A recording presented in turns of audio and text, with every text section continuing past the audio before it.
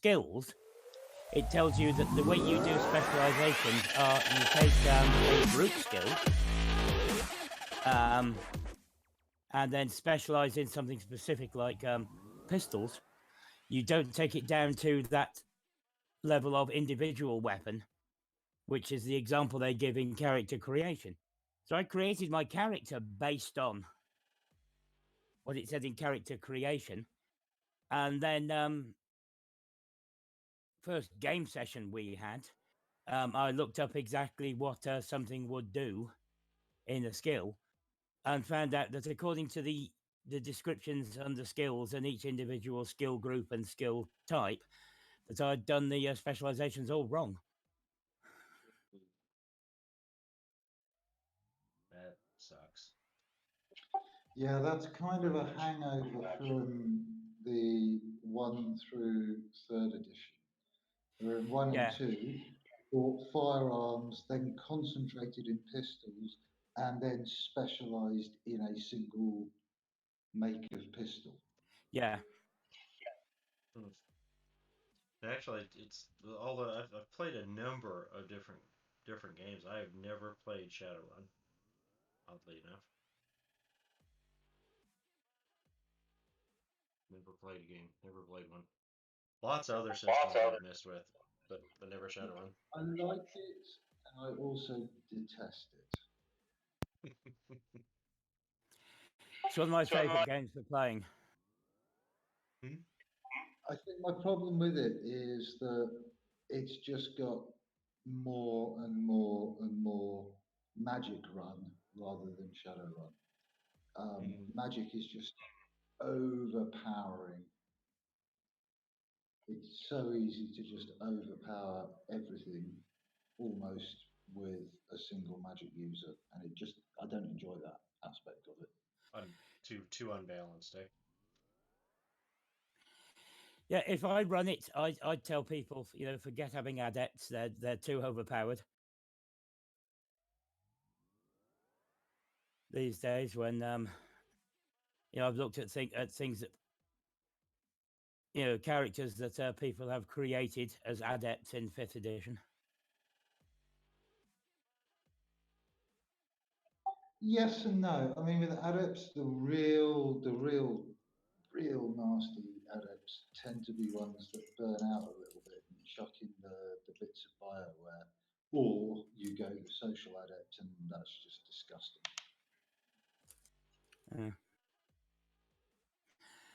I remember the big problem with adepts when they first came out in 1st edition.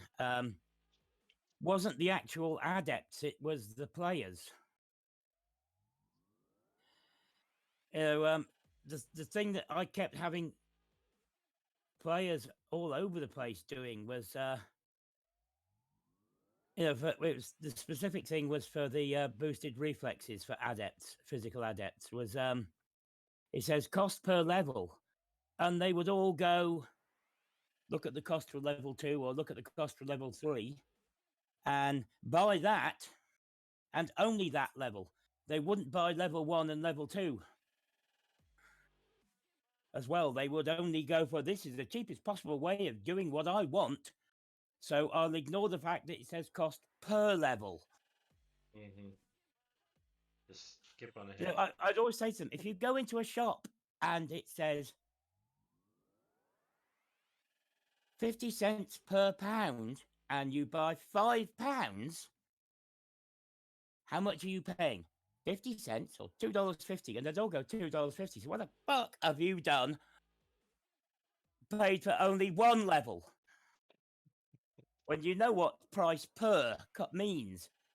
But it was all people seeing this and trying to get away with making their character, more powerful than a street samurai at starting level.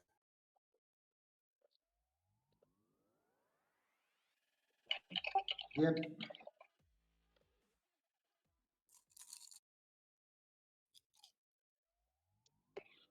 The problem is that you also then ran into, because they've never, ever, ever managed to actually balance adepts properly. you either massively overpower the equivalent of a street samurai, or are massively underpowered in comparison. I'm gonna go ahead and, just a note here, guys. I'm gonna flip us over to live on the stream, but we can keep talking for a few minutes here. We'll give Vex another 5 minutes or something and see if he makes it in. Hit the right button here.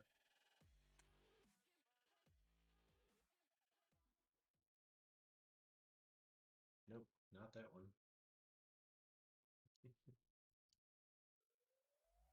There it is. There it is. We are live. And, make sure yep, looks like volumes are here, so we are good to go as far as the stream goes.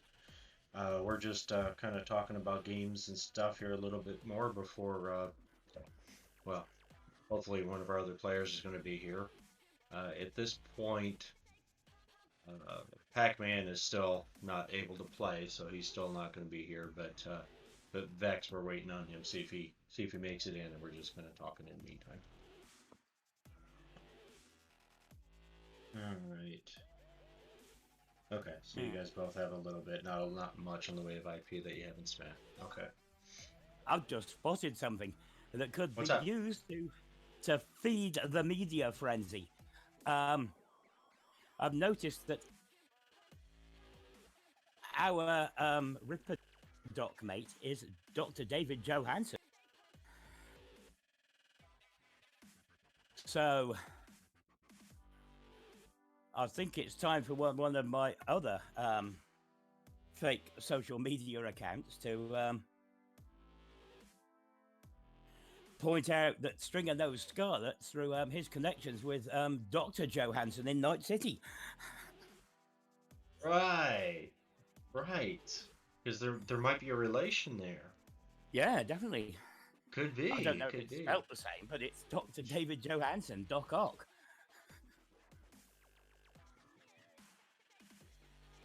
Okay. Get the paparazzi Okay. going again. Okay. I'm not. We'll see what old Doc Ock's response is to your getting him out in the media like that. But sure. It's not me doing it. It's one of my fake accounts. Well, that's true. That's true. And he doesn't necessarily have a way to figure that out. That's true. You know, it's later on when this starts to get out of control is when I have to wade in with my genuine personal account and point out that I actually, have no relationship with Miss Johansson, and this is just a scurrilous rumor. That's right. Let's see. Not that I would object to meeting Miss Johansson for dinner next time she calls into Night City, but it hasn't happened yet. Not yet. You never know. You might get an interview. You might get something. If this, depending on how this plays out, you never know.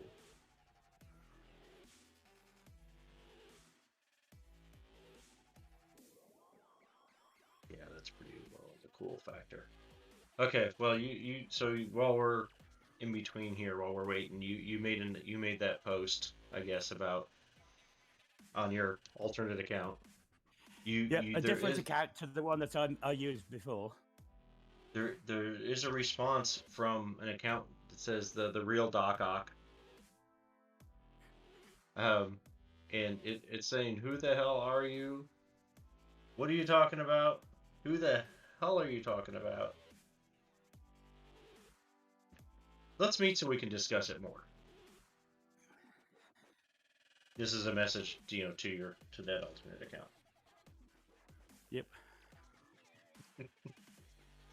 So, up to you if you want to respond to that. We'll give them about 3 more minutes here. See if we get a response from our wayward nomad.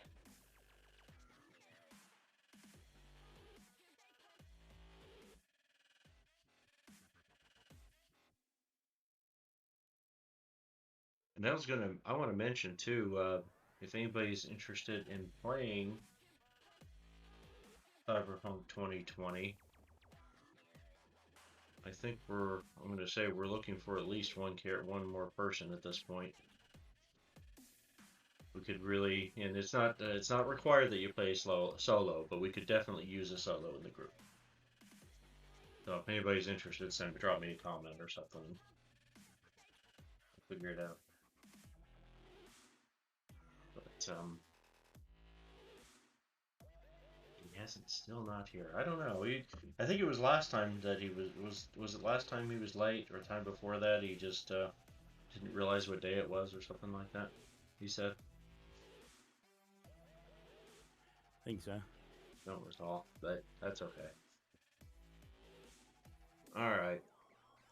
So, to recap, since, yeah, we'll give him another minute here, but I'll start to recap. So, we've got, actually, I think, I was trying to recall which one I used last time.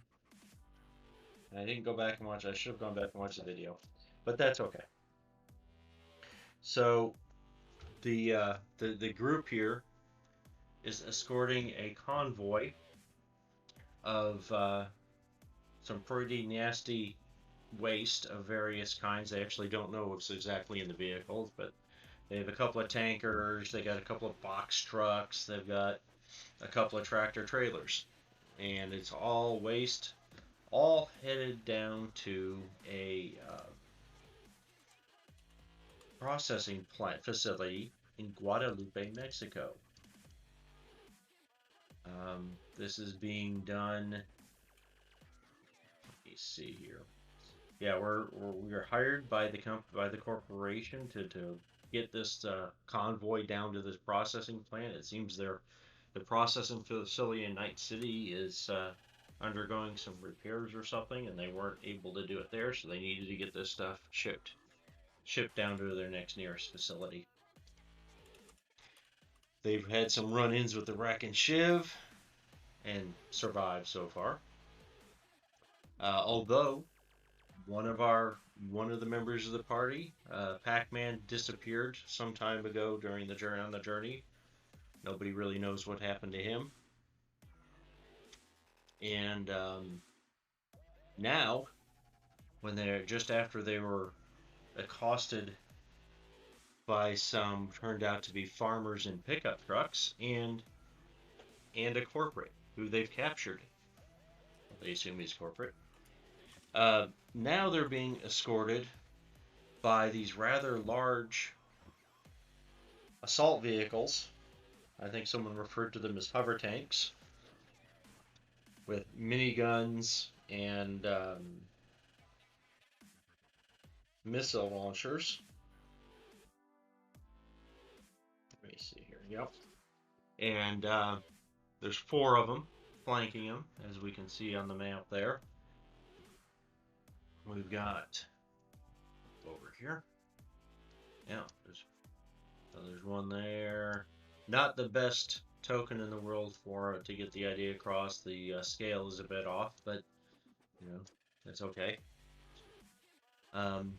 They're escorting now. Let's see, what else did we find out last time? Did somebody had a high awareness notice last time, toward the end of the last episode? Is that correct? Last session, I mean. Yes, we noticed that the logos, which I believe are Petrochem logos, or were they the security company logo, Arasaka. were peeled on the side of the hover tanks. The logos were peeled.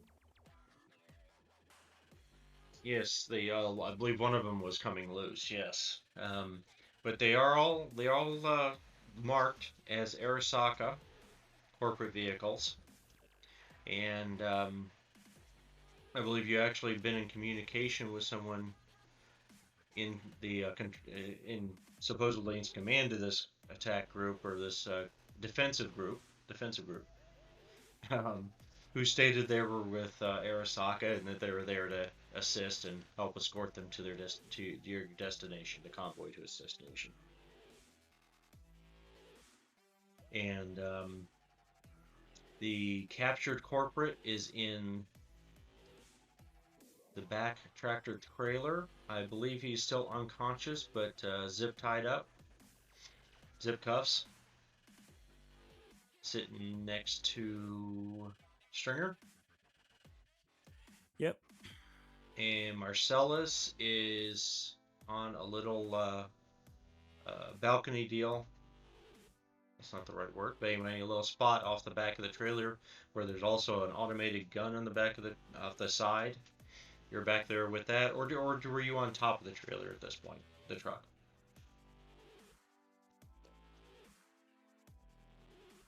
Marcellus. I was on the top in the Oh. two polars that were up there. You're on top. Okay. And there, Bullet has gone off ahead to do some scouting. So he's kind of up there somewhere. We don't know for sure. We just gotten at the end of the last session. I believe we were just getting rolling again back on the road. We weren't very far at all from Guadalupe. As we were getting moving, I was really hoping Vex would show up because, you know, hate having to not play for him, but make something happen here. So at this point, Vex is leading the pack here. Nothing's changed there. And you guys are heading down the road. Are you guys doing anything particular different or anything? You got these very heavily armed and armored vehicles escorting you now. Is there any other actions or anything you want to take before we start getting into the into Guadalupe proper?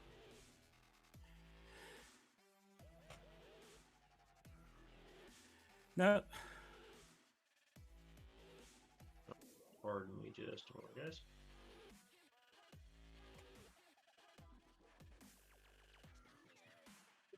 Yeah, no, nothing. I'm just watching the tanks and watching for what's going on. Okay. Keeping an eye out. I'm not 100% that but there's not a lot I can do at this point in time, as we said. Yeah, I remember making some notes about the hover tanks. I think it was the logos on them were like a bit wobbly, as if they would only been put on temporarily and not very well.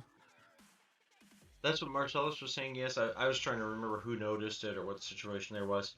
There was one of them that somebody noticed, and that's why I couldn't remember who had the high awareness notice roll that caught it. But at least on one of them, the Arasaka logo seemed to be starting to peel.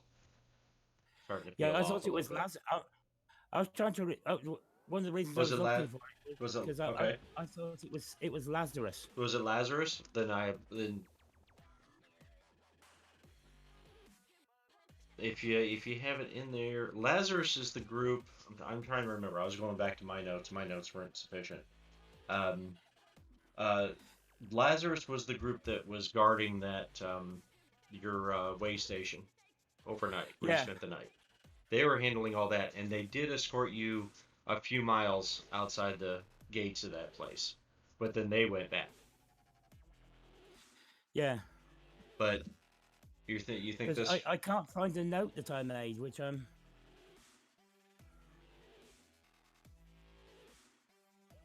Because I've got the message the text that Vex received that he forwarded. I believe he forwarded on to everybody.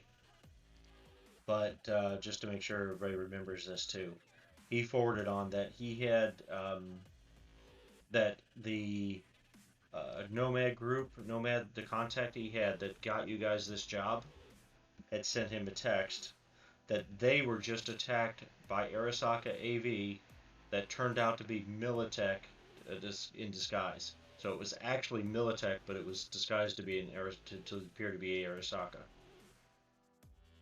That the attacking force wanted information on the convoy route and timetable.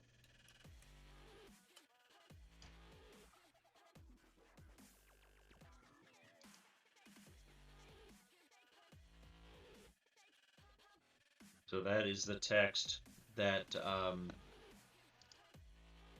that Vex received, and like I say, he forwarded it on to the rest of to you guys, so everybody would know what it was. Yes. And,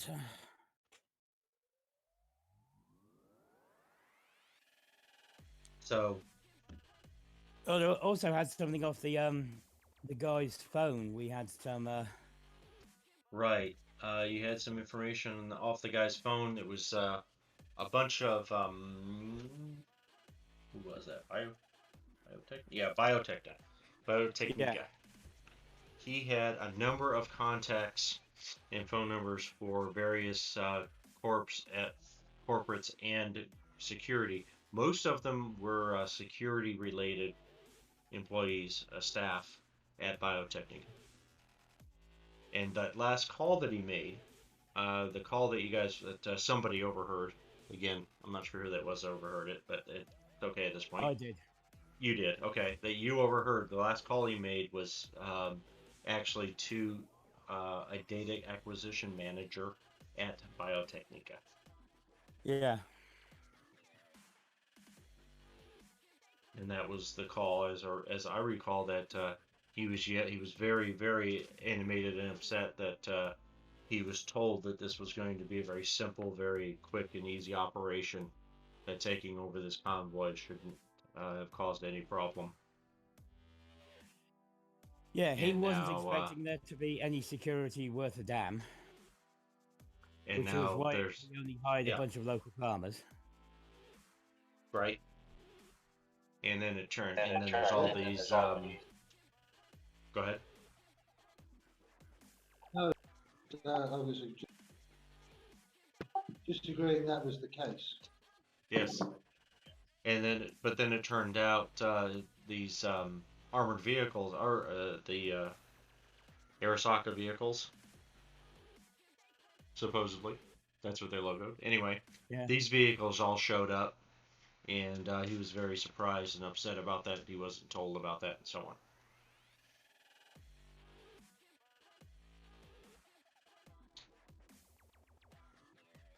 And But, to me, it's beginning to smell like there's a setup on at least two sides.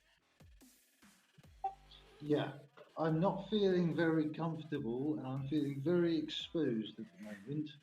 And not a lot that I can do, but I need to be out in the open so that if we are being escorted into an area that doesn't seem right, I can either bail or at least be in a position to do something when people get out of tanks or start surrounding vehicles. Yeah. I mean, I'm thinking that based on the size of the main gun on these hover vehicles, that we've pretty much not got any chance against them. We have a small chance. I can always lob a grenade down the barrel of the tank. Unfortunately, I don't have enough grenades to put one down each barrel, and they are only Yeah. I remember.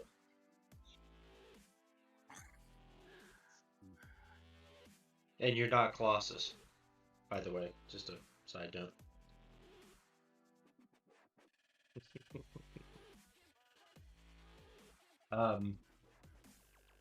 But wasn't that Colossus from one of the movies? Plugged up the barrel of the tank, or maybe it was Hulk. Hulk did that too. That's a trope that's been in more than one show, actually. I think. Yeah. But anyway, so your the group, only recent MCU movie that I enjoyed was the first Thor.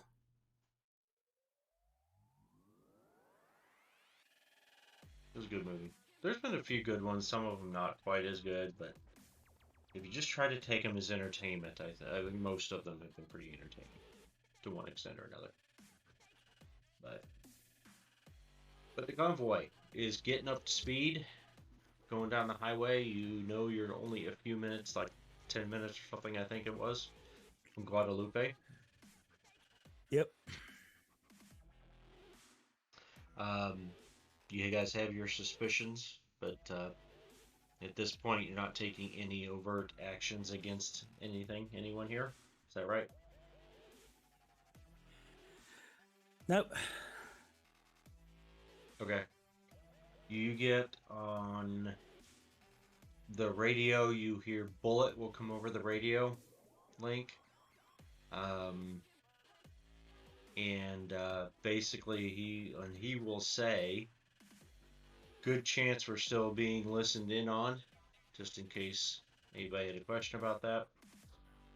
I'm at Guadalupe checking it out, and this whole town, including the chemical plant facility, looks abandoned. No shit. He says, I'm going to continue scouting around and let you guys know what I find.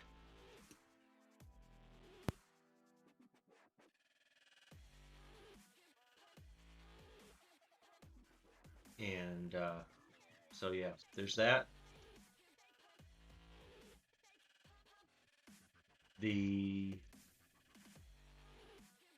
You also get a, let me see here, through my stuff here. Sorry, one moment. The next thing on the radio is the guy that you've been hearing from that's apparently in charge of this group of these heavy vehicles. And he says, confirmed, Guadalupe has been abandoned. However, the chemical facility is in full operation. That's our destination. No worries, gentlemen. We'll get the convoy there safely.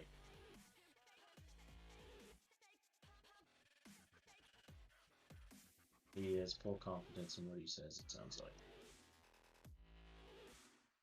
So if you guys don't take any further actions, you'll continue down the road. It is about 10 minutes or less away. You come to a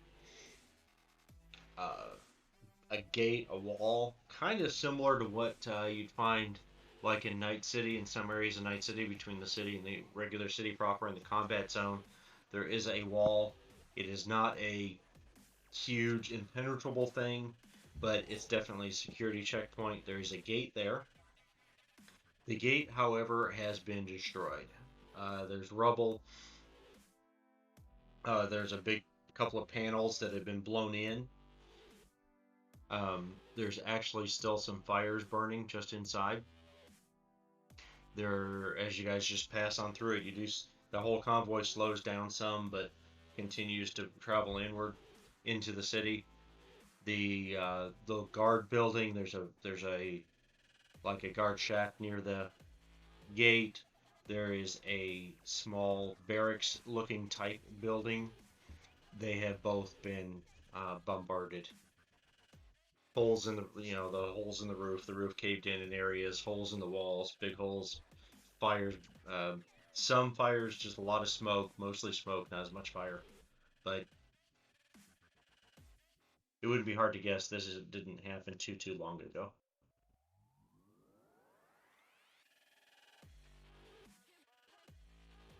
Continuing on through the city, anybody, no actions yet at this point? Nope. Just observing.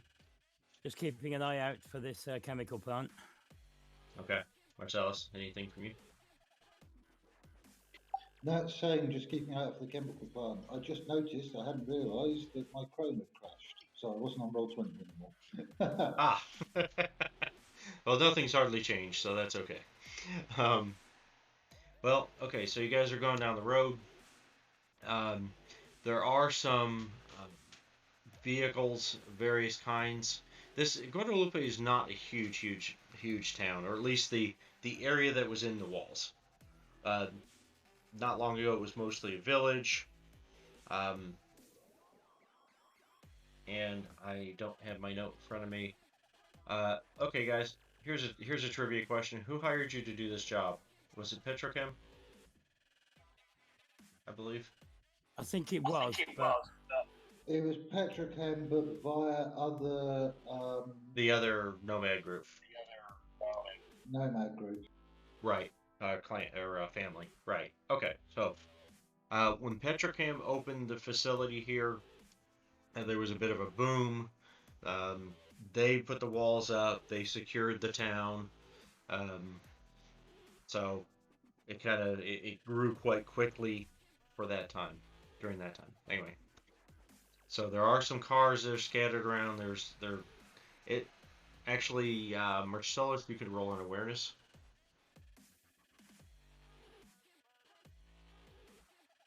Actually, you both can. There's no reason why you couldn't both. It's just going to be a pretty hard check for non-solo. Actually, I say that assuming that you have roll 20 back up. There we are. There you are. All right. Oh, and my Roll20 is working, and I can see the images again. Yay. Okay. That's funny. Stringer actually rolled higher. Got a higher total than the solo. Yeah, I rolled a 9. Yeah, I think. I rolled a 2.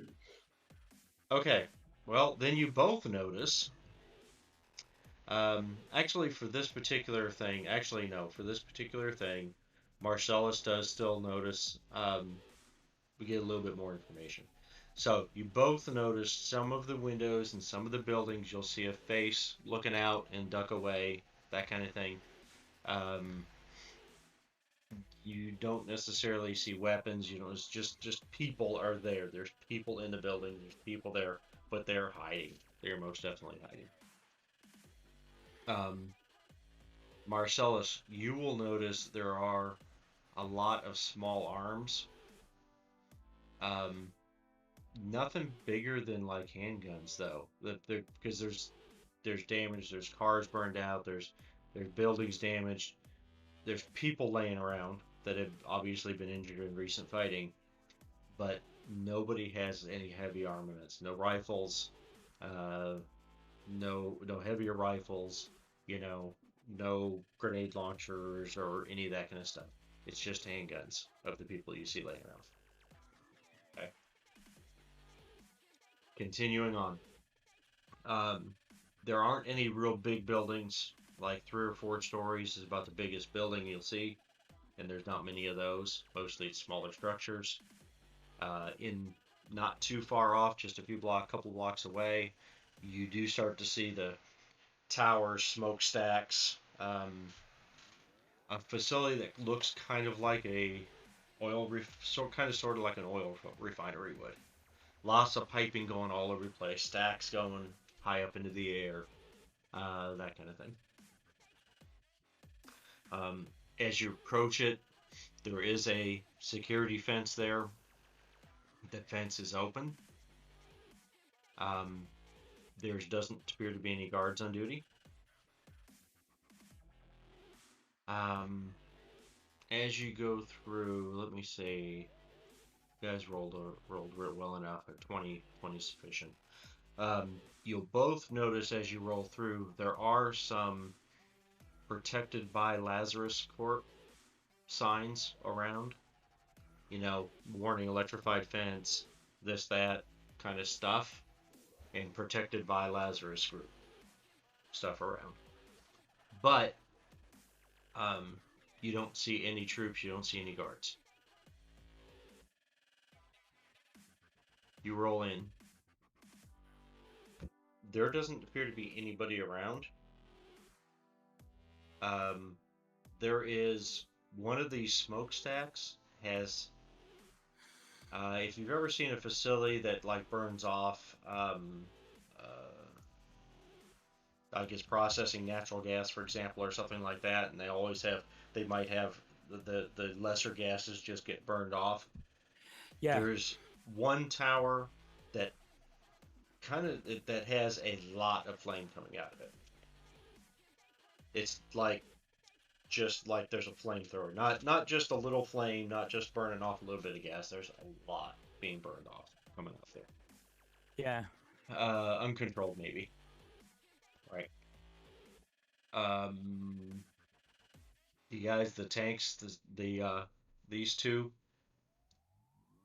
kind of pull up in front of you a little bit, and there it is. They kind of make it pretty damn clear that it's time to stop, because they kind of move in and block the way. Yeah, I'll tell my driver and navigator. You guys seen that fire vent thing? It just looks a bit bigger and nastier than the ones I'm used to. Between them, Yeah, can I make a basic tech roll on that? See if Absolutely. my chip can get any info on it. You have chipped basic tech to what level? Level 4. Right. You make you're looking at it. You're studying it. You confirm. You can. Yep, I see that. You confirm that the chip is active, and that's the 5. That's right in the middle. Do one more just straight die 10 for me.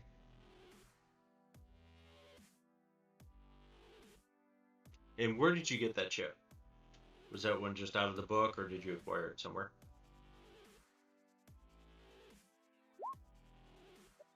I acquired it from the, I believe, Militech solos that we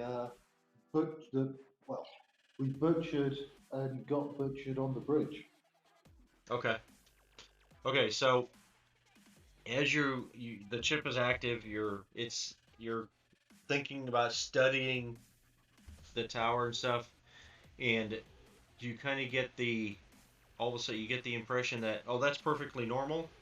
No, that's horrible. It's going to blow up. No, that's perfectly normal. No, that's horrible. It's about to blow up. You kind of get these conflicting thoughts and stuff, and then nothing. And then you're like, I don't even know what the hell that's for. Yeah. What is that? Hey. And if you reach back and, well, do you have your chips in your back or your neck, or where do you put them? Where do you have your chip socket? Chip socket's the back, in the back of the neck, yeah. You've got yours in the back of your neck, so you can reach them. So you can reach it. You can. It's up to you how you want to actually. I'm not going to tell you what to do. If you want to mess with the chip right now or not, but it's like the chip has stopped functioning at the moment. Yeah, I'll run my fingers across the chip sockets, because obviously I've got and feel if there's something like hot or wrong with any of the chips. They seem, actually, they all seem normal except that basic tech chip isn't quite all the way in place. Yeah. It's So like it's... now you do what every mechanic knows to do, which is rub it with an oily rag, then stick it in. Yeah, pretty much. Take it off, knock it on the side of my head a couple of times, Blow on the and then connectors. slide it back in. Right, a pencil eraser or something maybe. Now you gonna plug it back in? Yep. Okay. So you do that, you plug it back in, and after looking, then you're like, oh, yeah, okay. Yeah, that's not good. I'm not, that's uncontrolled. That's an uncontrolled burn.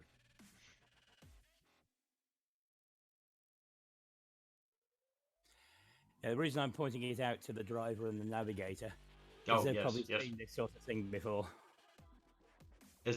Okay. As far as the chip goes, basically it appears the chip very badly malfunctioned, but reseating it seems to have got it working again. That was your 9. You rolled it. The 9 was that you got it. Yeah, it was a good enough roll that it didn't destroy itself or anything. It seems to be functioning at this point. Excellent. I will go, look, that appears to be uncontrolled burn, and that's not a good sign for this facility. Let me see, the driver and the navigator. You're mentioning that. Let me give me a moment for each of them. Okay. I mean, it's basically a case of they've probably come to similar places to this before, and if they say, "Oh, yeah, I've seen loads like this," then no biggie. If they, if they're both going, "What the fuck," then The navigator is looking at it, and they're studying it, and they actually start punching some stuff into the keyboard on the in front of them, the computer, kind of like you have in the headrest. They have one in front of them. They start punching a bunch of stuff in and pull it up, and they're like, "Oh yeah, that's not good. That's not supposed to have. It's supposed to be burning like that. It's supposed to have just a little narrow flame on it. Um, that at very least means it's uncontrolled." The navigator says. That at very least means that whoever's supposed to be monitoring the pressures and so on isn't doing their job. And it's not good when flammable gas pressures are uncontrolled and build up, and you never know what could happen from there. yeah, I think we. That's Scotty, by the way, that's saying that. The navigator, Scotty. Can they take much more of this? Hey, I just rolled the dice, man. I didn't.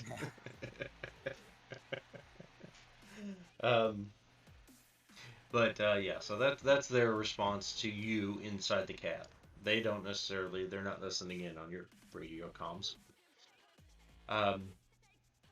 Okay, so the leader of this, the guy that that apparently is the leader of this attack or defense group, gets back on the radio and he says, "All right, everyone, we've arrived at the destination. You've succeeded in getting the materials here.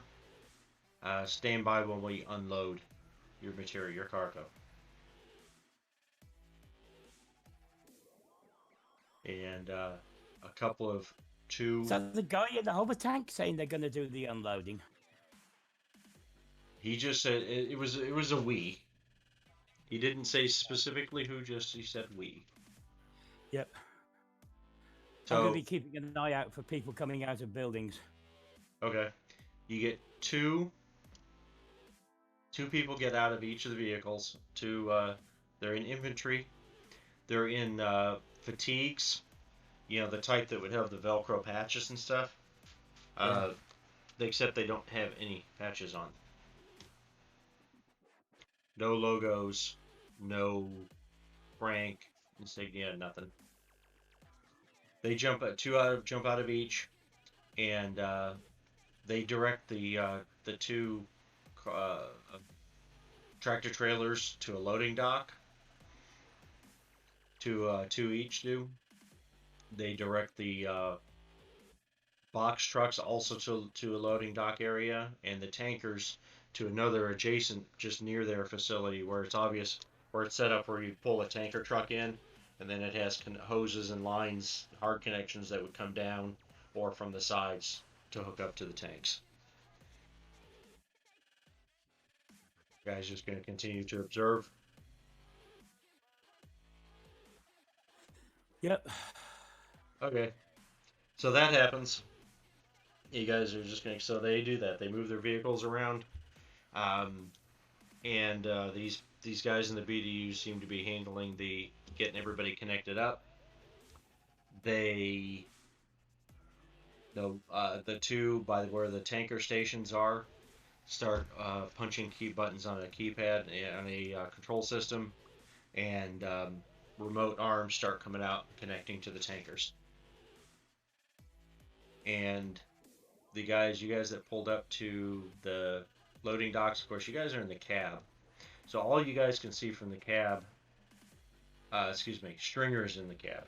All you can see from the cab is that the other tractor trailer pulled up next to you. On the other side of you, you can see the two box truck. You all backed in up to loading dock areas. Yep. Okay. From your cameras, Stringer, and Marcellus, let me tell you what you can see from the roof here in a second. From your cameras that are viewing the outside, they pop the back door on the truck, and as soon as they do, the camera, you had a camera that was at the top of the back, and that's blocked when you backed up to the building, that one was blocked. You had another one down below, but as soon as they open the door, you can't see anything from that one. Yep. Okay? So now you don't know what's going on back there. Yeah. Marcellus. That normal with Go the ahead. cameras? He said, yeah, he said the ones on the back, on the outside, yes, he says, but, and he's hitting some stuff on his computer, and the navigator starts hitting stuff on their computer. And he says, but my camera's inside the truck, inside the trailer. My cameras inside the trailer aren't working. I got nothing. Ah. And Marcellus, from the top, you saw everybody pulled up. As they were backing up to the building, the door started opening. Doors only just opened far enough for a given vehicle to just access the back of a given truck, whichever truck it was, different size vehicles, right? The glimpse, I'm gonna give you an awareness notice roll, because they are trying. It is clear that they are trying to not give any view of the inside of the building that they don't have to. So you're on top, though. You've got a good vantage point if you want to do another awareness notice. See if you can catch a glimpse of anything as they're opening the doors. 25 is a good roll. Not quite 30, but it's a damn good roll. What'd you have to roll to get there? I'm curious. 6. So, okay. So you can't quite hit 30 yet. Well, for 10, I Well- will automatically get a 30. True. With a 10 you could, or with luck you could. I was just curious. But anyway, 25 is a damn good roll. So yes, you get, as they're getting the stuff opened, you're on top of this trailer. You're watching them as they get the stuff opened up. The inside of this facility looks like it's seen a war. There are the big loading ACPA, very similar to the stuff from like Aliens, the loaders from Alien, from the earlier movies. Yep. Stuff like that are on their side. One of them looks like it's on fire. You don't see, normally a facility like this is a warehouse building. This is a big warehouse building. These places are running 24/7. There's constantly mechanized and people pulling pallets, and again, the loader systems and automated systems moving boxes around, moving pallets around. There's constantly motion in these buildings. There is almost nothing going on in this building. So these guys get the doors open, and as soon as the truck backs up, door opens, you get this quick glance of the interior. Parts, by the way, also this has a lot of conveyors type systems, and trolleys, automated stuff where it would move boxes, move containers, move whatever around the facility, automated in an automated fashion. There's actually big pieces of the gantries for those that have collapsed that are. It's in pretty bad shape. Bottom line. Once the truck backs up, doors are open. You can hear they are running a forklift or something into the back of the trailer to start and unload it. You guys gonna take any action yet? Okay, yes. So we know that they're still on our radio channel. So I'm going to make my way along the roof to be able to drop down by the cab so that I can let Stringer know exactly what's going on. And that, you know, we're in a bad spot here. Quite simply, we're in a very bad spot because no matter what we do, we're screwed. Either we haven't done the job and don't get paid, but we at least get out alive, or they're going to do all of this and then kill us.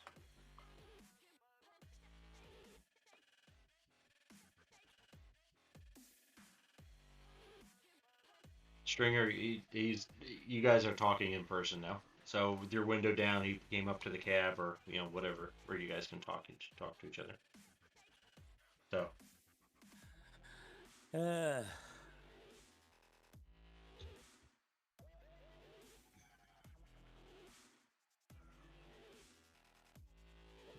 Look, right now, this does not feel good.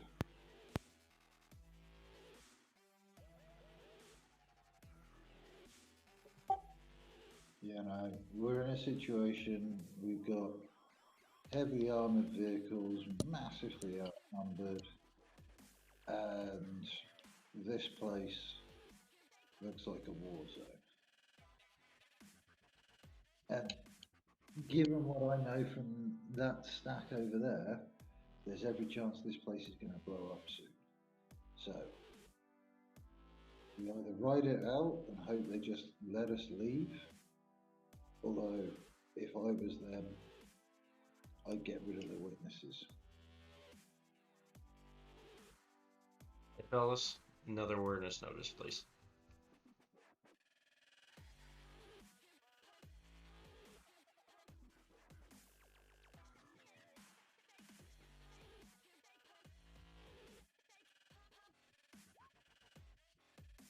Good roll. Good roll. You notice as you guys are, you're like just outside the cab, standing up on it. I guess the Stringer didn't say he was getting out. Stringer had the window down earlier, so I'm kind of assuming the window is still down. You guys are talking that way through the window. Is that correct? Yeah. Okay. Yep. Okay. So you notice, Marcellus, you notice a glare, a irregular pattern glare flashing on the paint on the truck, just on the window frame next to you, where you're looking into the cabin, where you guys are talking. Yeah. Like Is this the sort of irregular pattern glare of a laser sight that I would recognise from my time as a solo? No, it's not not like you're getting painted. Not like it's not a like a laser is trying to take aim on you or something like that. No, this is a like if you were wearing a watch and you're sitting in front of a TV, or you're sitting at your computer, and you periodically, as you're moving your arms around, you get this flash of light hitting the monitor or something, reflecting off stuff. It's kind of like that. If you had a watch, or you maybe if you had your phone screen and you're hitting it just the right angle, and you get this weird reflection. Okay, well, trying to sort of just casually pulling, as we're talking at the window, just sort of trying to just sort of casually pull back on the step to, use as much of the truck as possible as cover, but also as just chatting and just sort of trying to casually cast my eye around and see what's kicking that off. See if you can tell where it's coming from. Yeah. Off in somewhat of a distance on the roof of a building that you can see over the top of the chain link of the fence that's around the facility. Just outside, there's one of those taller but maybe 3 or 4 story at most buildings. But on the roof of that building, there's a flashing light going off. It's like bing, bing, bing, bing, bing, bing, bing, bing, bing, bing, bing, bing. I don't do Morse code, unfortunately.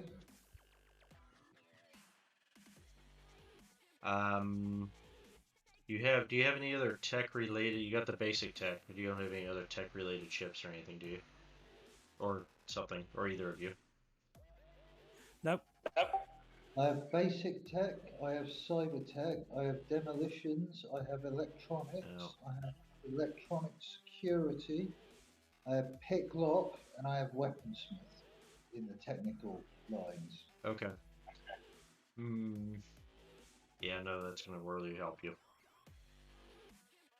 I will do you this. Go ahead. If you got an idea, go for it. I've got an idea. Okay. So this is going off. I can use my phone to record this and live stream it to Stringer inside, who can plug it into the computer to get the computer to do the translation. Okay. Maybe. Yeah. Maybe. How? Let's see. You've got a good phone then that can record at this point. I bought. Yes. Yep. Okay. I was trying to remember. At one point you didn't. That's right. You did get paid. Okay. So you've got a phone. You can do the recording. I had a good phone and the master with Tom. I was the only person Right. that originally had. That's right. I'm not sure about the live streaming it to Stringer. How that would work though. How would you do that? How, you know what I mean? I mean, you could do. Oh, I know what you could do. It's You could Facebook Live. what? Facebook Live. Yeah. Okay, Well, if you want, in the insane price world of Mhm. Cyberpunk 2020, the basic cell phone costs 800 euro bucks, and cyberware such as your biomonitor and the is 200. yes, And you know, some of Yep. the like the Hollywood hair and the clear cell skin are 400 each. it's a matter of what in power want you to have. Do they want you to have more cyberware, or do they want you to have better communications? But you can use there are social media sites that as a non-net runner regular person you could potentially share video to, and you could invite Stringer.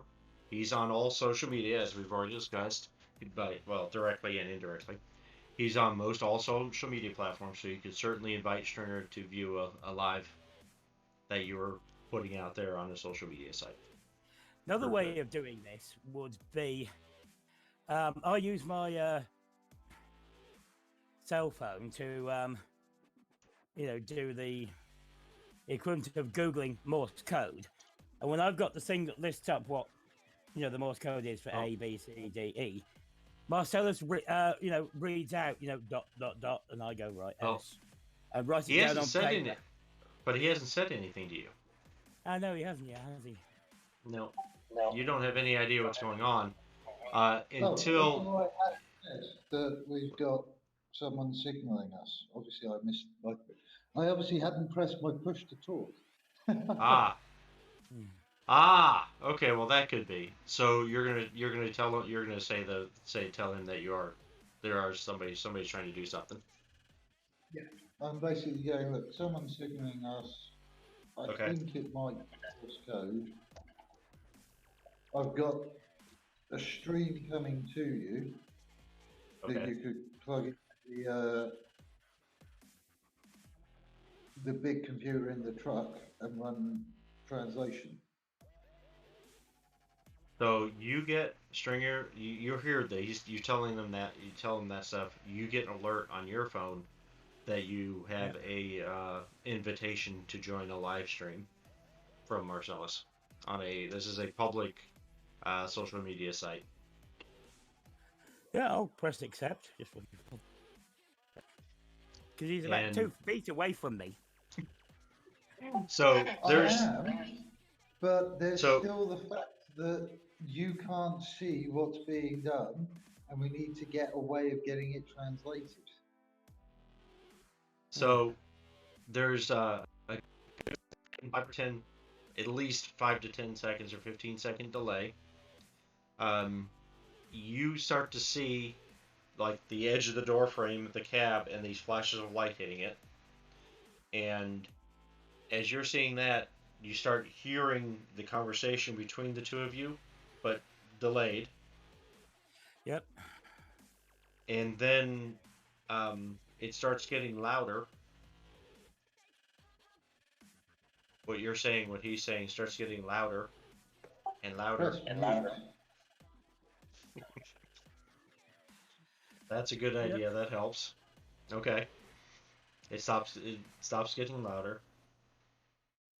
I'll be typing Morse code translator into the computer in the back of the seat back, or in front of me. See if anything comes up.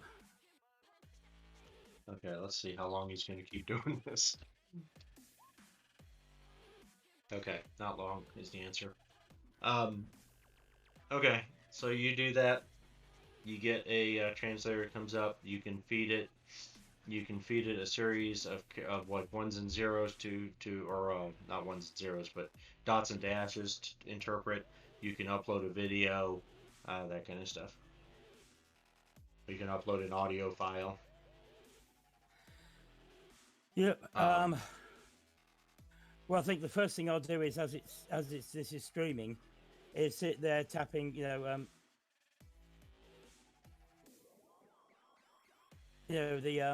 the appropriate key like dot or dash. Oh, okay. Would be what minus sign.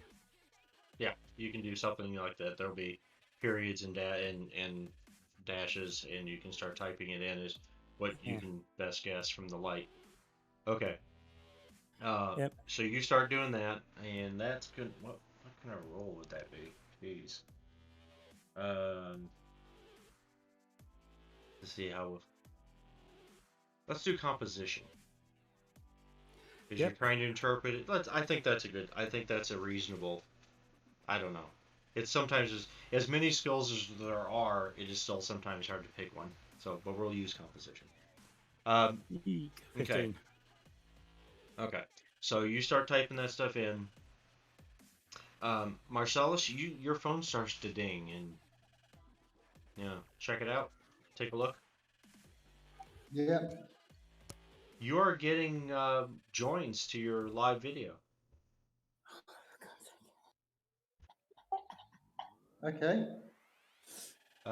You've got 2 people so far are watching your video.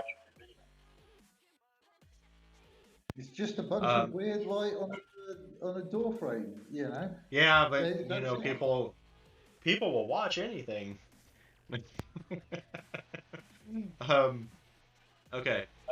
But sometimes 15. the best way to communicate is in plain sight, and this is actually in plain sight. Yeah. Who's going to think that you do coded and secret communications on a live feed? So you start getting you start to get enough information in the system there, Stringer, that it starts to come back. You get the response or the translated version that it shows as you're typing. It starts to show characters and stuff after you've put a few things in. It says all communication monitored. It says something garbled. It's like odd random characters. You probably messed that part up. Then it says bull. And then it says how proceed. Basically, it's a little bit out of disjointed, and periodically there's just garbage. You're having trouble getting the exact, between the video, and you started in the middle and stuff. But you get it wouldn't, after a little bit, you get figured out. It's bullet. He's not sure how you guys want to proceed. It looks like he thinks all communications are being monitored now, including phones. That's what it says. It just says all. Yeah. And about that time, let me see. You now have 12 people watching your video, and comments are starting to roll in. And I'm stopping the video. Yeah, it's Morse code. And somebody else says, well, what's it say? And somebody else says, this sucks. This guy's an idiot for putting this on the air. But they're still watching. That kind of stuff. All right, you stop the video. Okay, so you're done with that. Okay. At the same time, Oh, let's see. How to get this one across? Okay, your network connection, Stringer. You're on a variation on a web-based kind of variation of the net, getting this Yep. translation. The page comes back. The page comes back unreachable. As you say that, something in the vehicle starts beeping and making noise. Navigator says we lost GPS signal. And Scotty then says, and I've lost my network connection as well. The truck's network connection's gone. Yeah, I think we're being jammed. And about that same time, Stringer, your phone beeps. You've got no phone signal now of any Yep. kind. Yep. I have a Marcellus, spare. if you're still looking at your phone, you will notice there's no signal. Yours doesn't necessarily alert you or anything. But since you were just messing with it, and you just told it to stop the video, you'll notice that suddenly the zero, but no bars, no signal, no service comes up. Yeah, Yep. go ahead.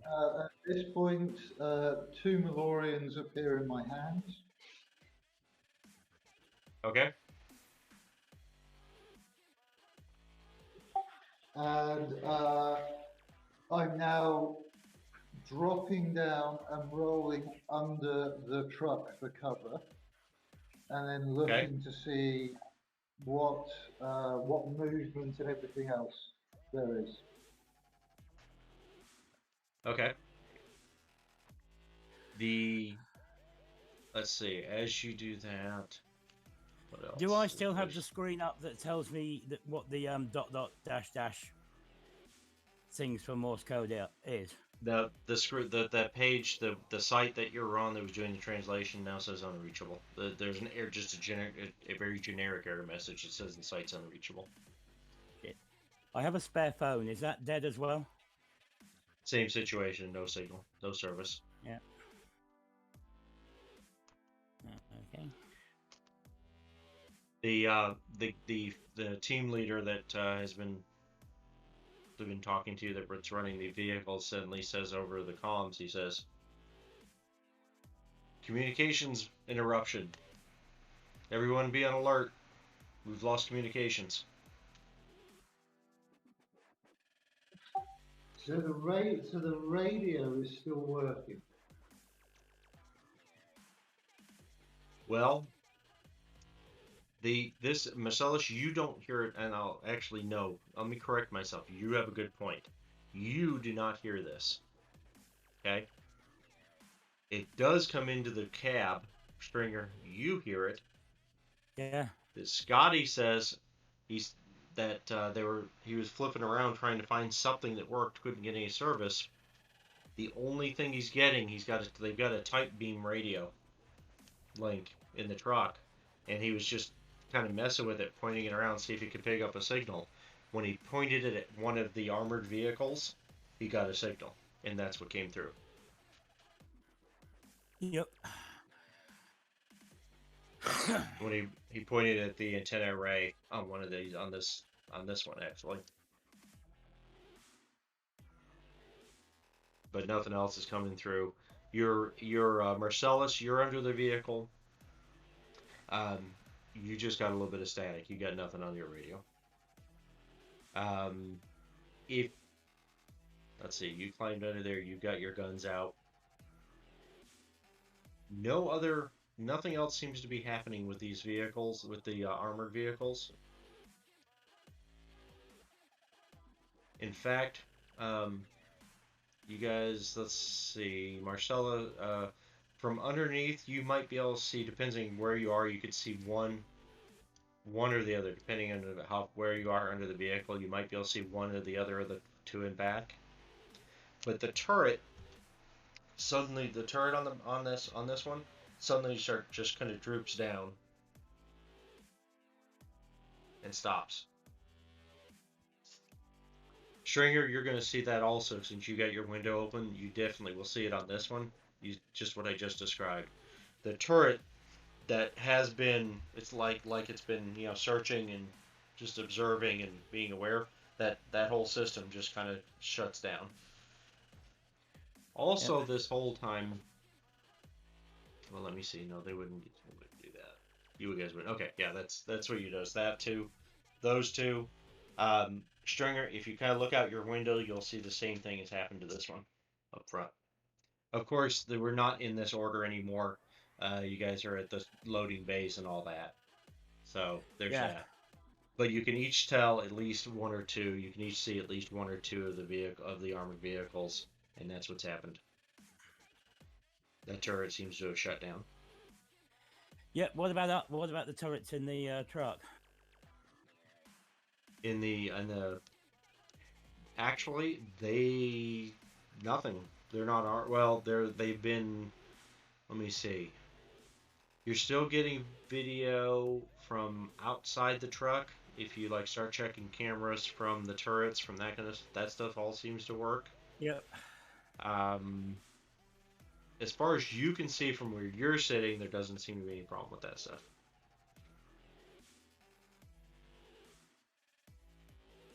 Those are all hardwired.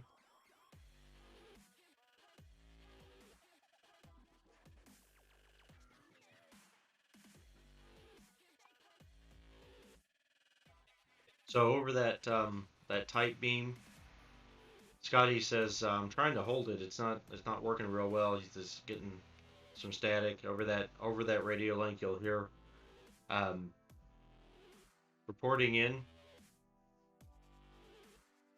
It's just silent. Then you'll hear communication, and then what about satellite? Is there any? You're hearing pieces of a conversation, Yeah. and you are only hearing the one side of the conversation.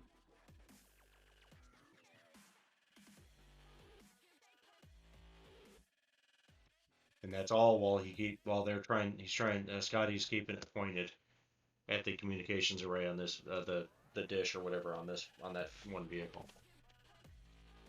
Yep. About 30 seconds after those turrets shut down, these three, which again we're not in this layout at this point, but 3 of the 4 vehicles shut down. They come down to the ground, power down completely. Okay, I lost the driver and the navigator. Don't suppose you've got anything on your onboard computer that well, I can type it in myself. See if there's anything in the onboard memory for Morse code. Oh, if there's anything for I understand what you're saying. Yeah, basically for something that translating will Morse give me, code. doesn't need to translate, just to give me a listing of Oh, you how just many want to be able to dots and see dashes are. what it means. See, okay, and you could do Yeah. your own. Let's say probably not. No, there's not. Oh well, it's worth a try. No. Yep.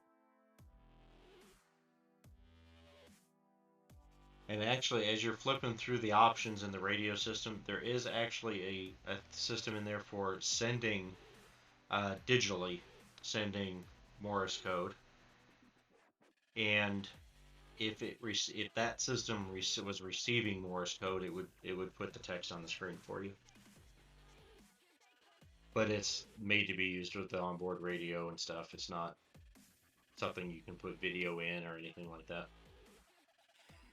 Yeah, what I'm going to try and do is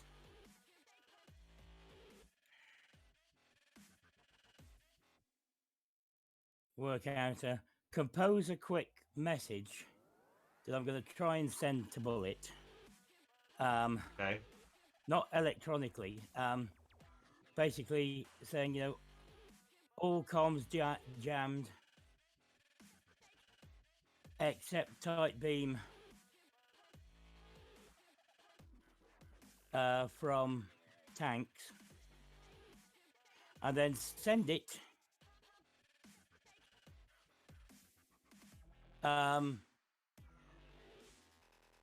to the the truck that we're in.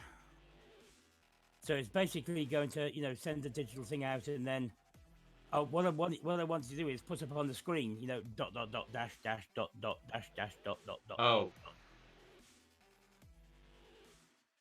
It's the same way that you can actually send a text message to yourself. Because I've done that accidentally before. Typed in my own number to send it to, and gone boop, and it's gone oh. Okay. I understand what you're saying. Nothing really happens. You don't get a response, or nothing seems to be happening. Okay. See if I can send it from the one I've got on my seat to the one on the seat next to me. Inside, yeah, you can do that. So the idea is that what I'll then have on the seat next to me is the dot dot dot dash dash dot dot dash. So you're hoping maybe somebody is either what I'm tapped getting in or can physically see the screen, maybe. Of it. Mm-hmm. If I get the translation, I understand what you're going for. I get it. I understand what you're getting look for. At that and using something, even if it's only a knife, or if there's a mirror that I use for personal grooming, I can point that towards where Bullet was signaling, and then try using the sun to go flash. I gotcha. Because now I know that dot dot dash dash dot dash dot etc. means the message I typed in. Then he's going to send something back, and I won't know what the hell he's saying. Okay, so let me see. Let me think how you could do that. Yes, I understand what you're saying. Yes, there is a system for sending messages between stations, between screens inside the vehicle, and you can actually pick. Each station you can pick what language you're viewing it in. And you can pick Morse code as a language. Yep. Okay. So you could set it to one language, do this, then set it back to English, and it changes how everything appears on the screen. On the message block, not everything, but if you change the language, everything on the screen changes. But you got this messaging system, you can change what language it's set in. So that's good enough. Okay, so after you figure this out, you're trying to do it with another station. But what you figure out is inside this messaging app that it just works between the stations. You can type something in on your own. You don't even have to send it someplace else. You can just type something in, change the language, displayed language to Morse code, and it'll show it as dots and dashes. Aha, right. And then the same thing, you can do dashes and dots and switch the language back to English, and you'll see what it said. Yep. Okay. I'll give Marcellus my mirror. He's under the truck with his guns out. Yeah. So right. I need to flip over, so you've got that done. I need to flip over to Marcellus under the truck for a minute. Yep. So, Marcellus, you are under the truck. You have your guns out. You are ready, and nothing's really happening under here. Yeah, no, I get that. And what I'm now looking to do is I'm looking to roll out. So obviously I was like, bump, need cover. I'm now looking to roll out and try and basically stealthily move over to the building and trying to use the building for cover and get a view of what's going on. Outside, or are you trying to get inside? Outside initially. Outside. Okay. Yeah. Okay, so roll stealth.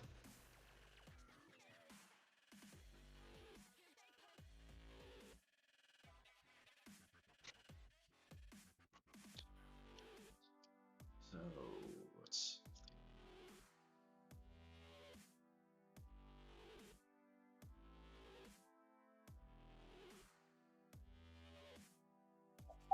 Well, I'm just not doing well here.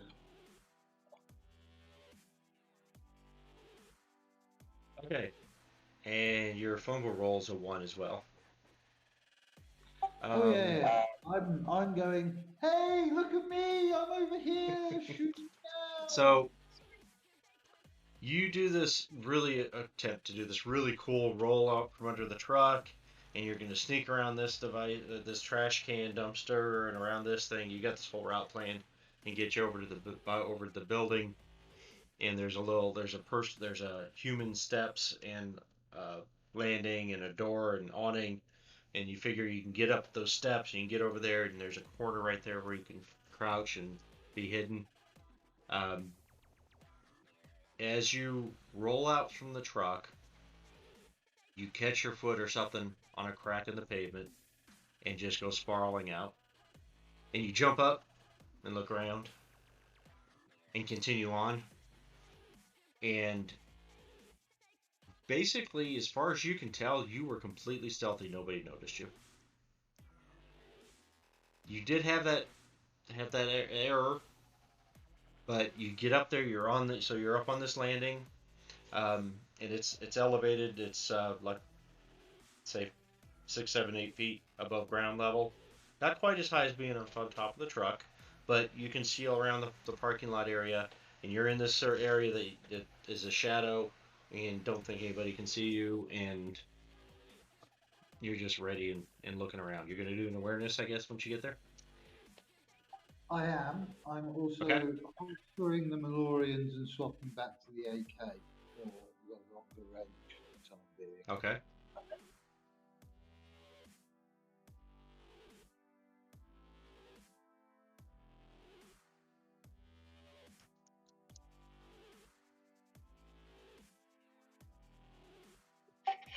That should actually be 36. Okay. Bonus. That's actually 36. Okay. What's And you the said what? I couldn't make 30. That's right. What is it? What's the bonus that's not in there? Another +5. What's the +5? Combat sense. Combat sense isn't in your roll. Okay. So that's cool. So 36. So yeah. Okay, so as you did this whole maneuver, you noticed a few things. Okay. First of all, as I mentioned, these four vehicles, they seem to have shut down. They're on the ground. The engines are completely shut down.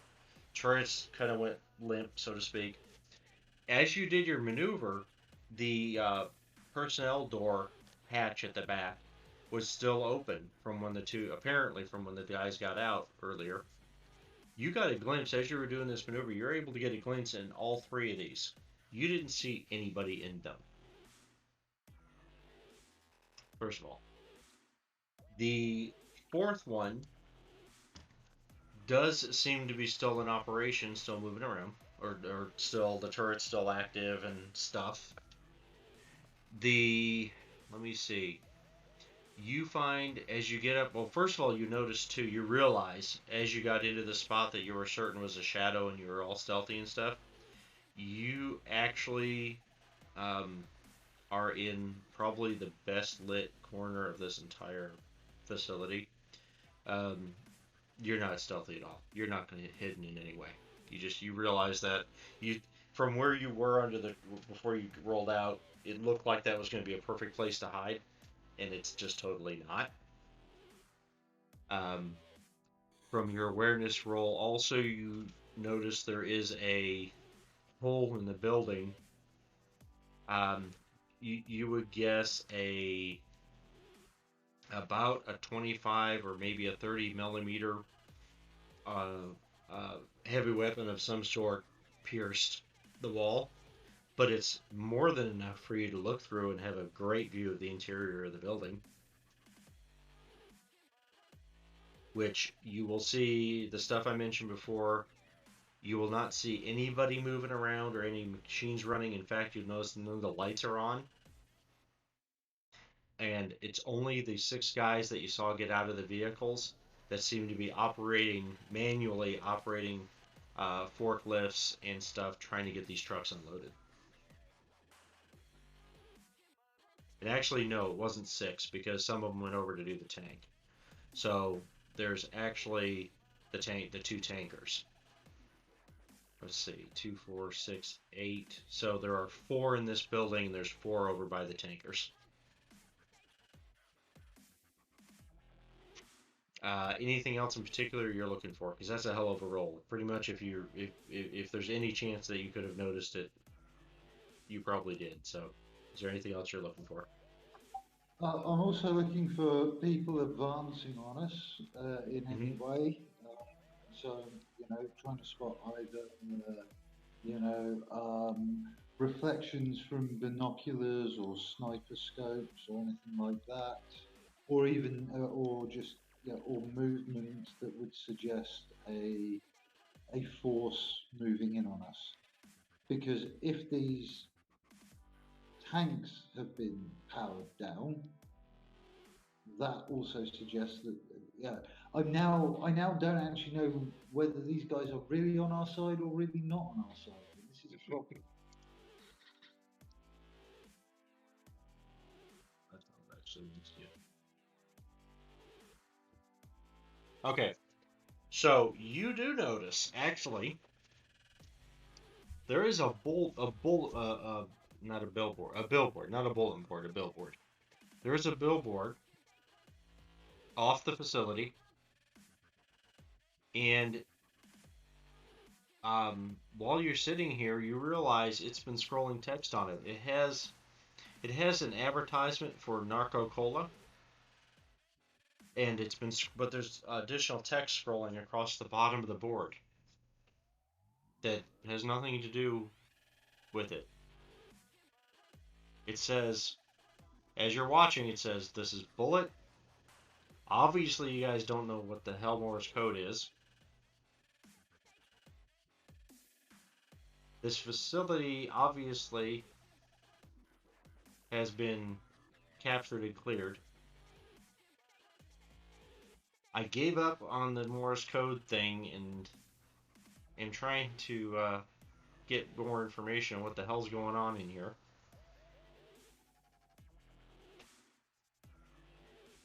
I will wait for your sign. He says, I have not been able to reach Vex. He says, I was able to I found some jamming equipment in the Radio Shack. That's 2 words, not 1 word, by the way. And turned it all on. He says, I have no idea what it's doing, but I turned it all on. Just let me know what you guys want to do. And they keep scrolling that message. Okay. Repeats. So I think I now know what I want to do. I've now Okay.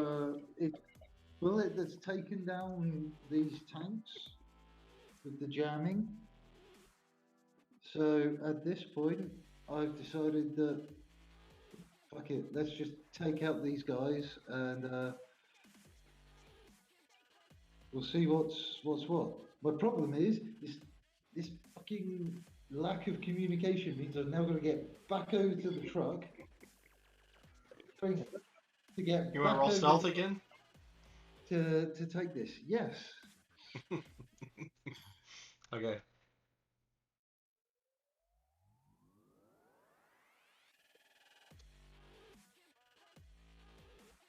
Did I get his first maneuver? I'm sorry, I couldn't understand what you said there. Did I get Marcellus's first maneuver in HD? Oh yeah, the cameras on the truck caught it in all of its glory. It was pretty horrible. Yep. It was like a 3-year-old doing gymnastics and feeling all proud of themselves because they think they did it perfect.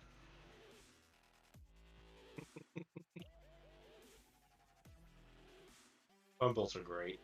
Okay, so Stringer, you're checking that out. You got that spot that Marcellus picked up on the landing by the door. you had your camera. Your camera's been on him. You've been watching him, trying to see if he was going to try to signal you or something, or see what was going on. And you look away from the screen for a second, checking out your Morse code thing, trying to figure out what you were going to do next, or how you were going to do that. You look back at it, and he's gone.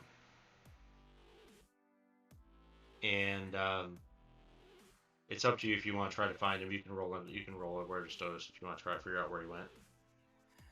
No, but now I've got my Morse code signal ready to send. Yeah. I'm going to look for where Bullet was and try sending the signal back to him. Because I don't know about this other message. Right. That flashing light from the that was on that rooftop it's not there anymore. Nope.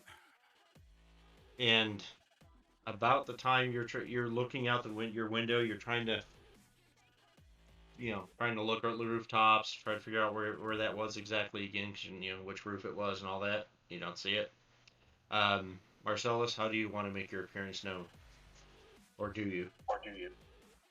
Yeah, I'm just going to suddenly appear at the window as he's leaning out to go, oh, hello.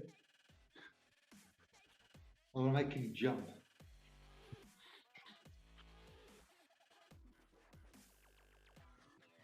Or you could just whisper or something like that. Something like that, and I'm trying to figure out how you're communicating with him. But anyway, no.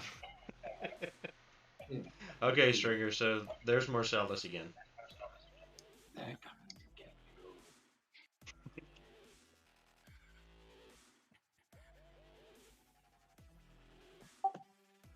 Bullet's the one that's taken down the comms. Check the billboard over there. We need to take these guys out. Yep. You mean the tanks? There's no one in the tanks. They're all out. Oh. There's 4 on the tanker, pumping it out, and there's 4 in the warehouse.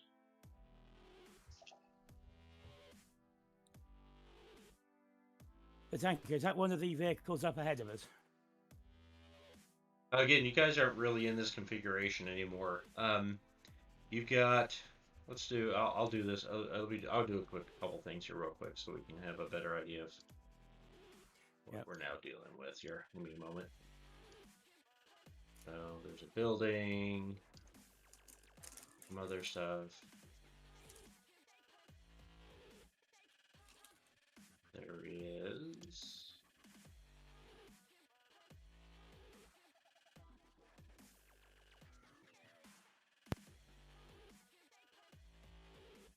Kind of do this. You got the whole facility.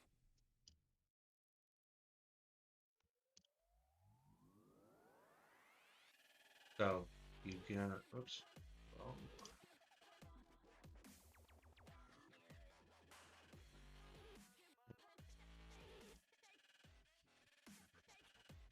See if it's going to let me do this anyway.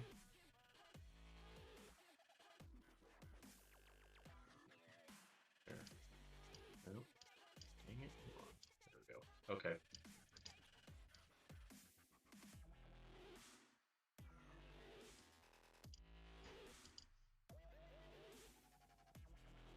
Well, maybe let's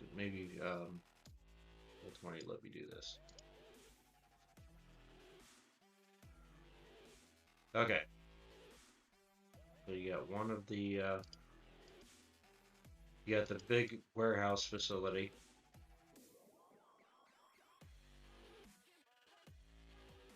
You got the 2 tractor trailers.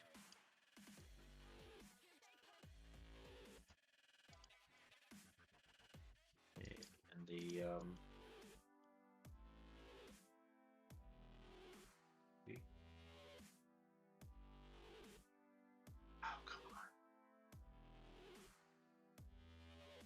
and the 2 box trucks.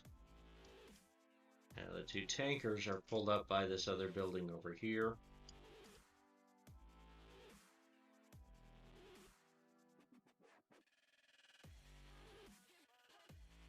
Two of these had maneuvered over here by the tankers.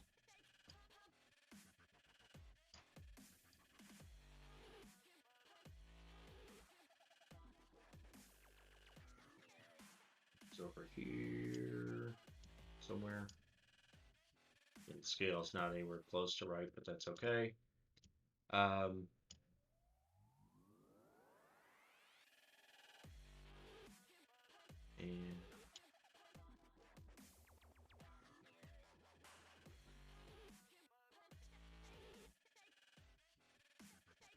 so this one,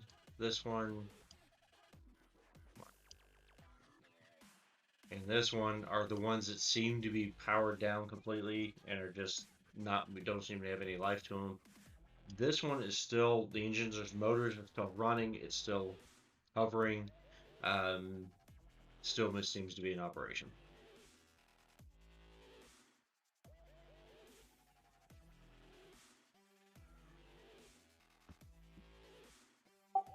Okay, so you need to take out one operational tank and a total of 8 guards. And if I'm right, there's 4 guards inside and 4 over here outside.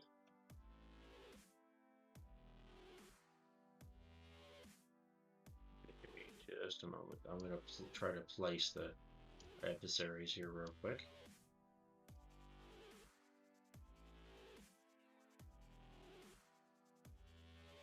Try to.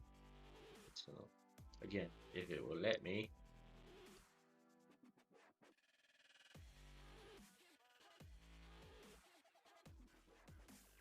More or less, and there's 4 inside here, and again, these guys are working for a couple of forklifts. One of them's wearing an ACPA loader system, and they are trying to move out stuff. What do you call it? Big wooden or polymer lockers, boxes, crates, and stuff out of the 4 trucks. The others. Let's see.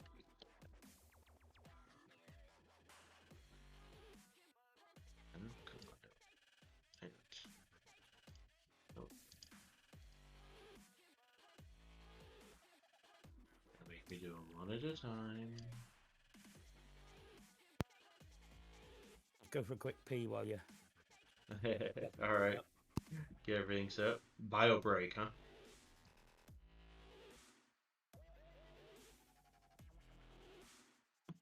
Waste disposal. That's it. I got one kind of over here. One went inside.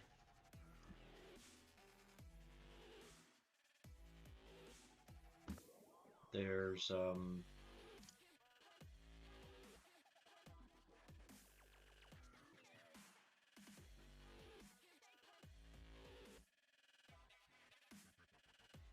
this really long narrow thing is actually a gantry rigging.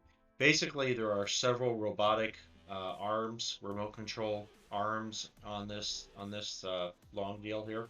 Oh, flip over here where I can get it. Anyway, there are several arms on here. There's lots of piping, lots of different flexible and hard lines. And this guy's at one control station. This guy's at another control station, and they are operating the lines that have connected up to the 3 tanks on the 2 trucks, and are handling getting the trucks emptied. This one guy's gone outside or inside. You can't necessarily see him, but you know he went inside somewhere. And this guy's kind of off the corner here. And your awareness notice is good enough earlier. This guy's taking a smoke break. These guys are just monitoring. Seem to be pretty involved. They're monitoring the controls and stuff, doing whatever they're doing with that stuff.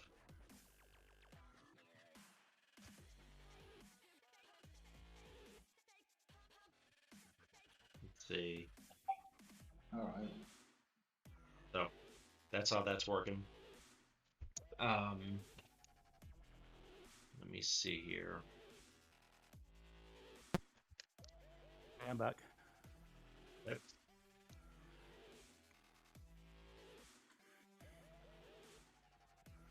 Okay, so you're back. So, Marcellus, you saw that. Okay, so we've got a stringer. I'm going to give you a basic layout here. I don't know how much, just to reiterate, I'm not sure what you missed.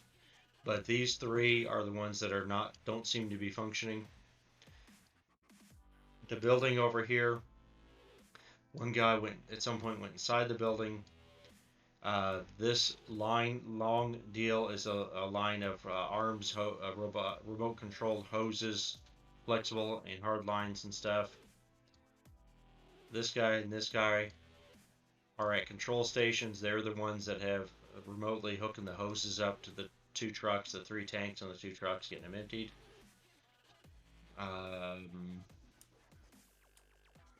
Yeah, that's probably in. You've got the truck you're in. The other's tractor trailer.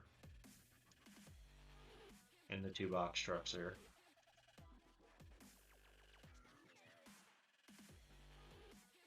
And that's what you got.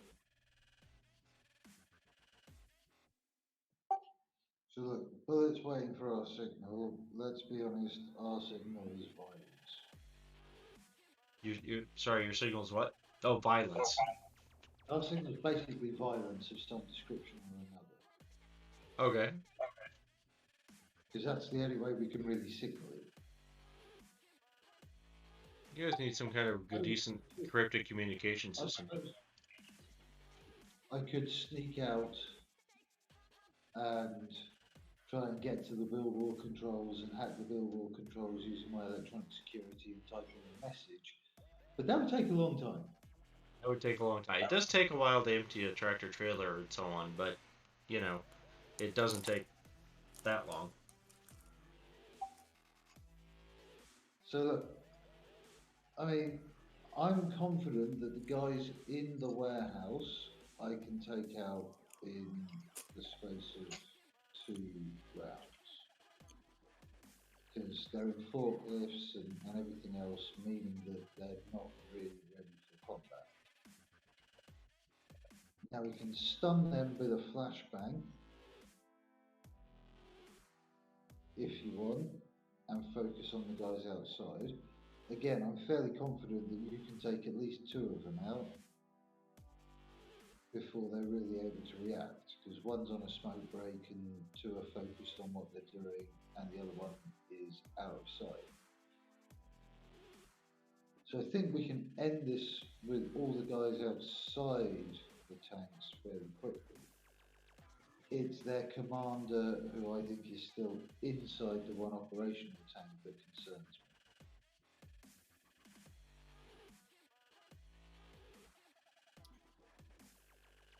I'm wondering how effective our minigun will be against the tank.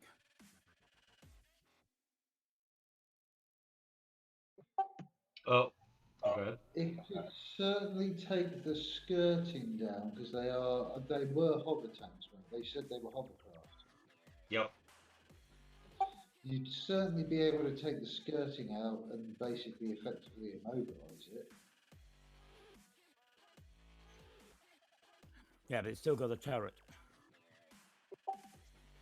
It's still got a turret. However, where it's parked, it probably means that whatever munition it's firing out of the turret won't harm because it's too close.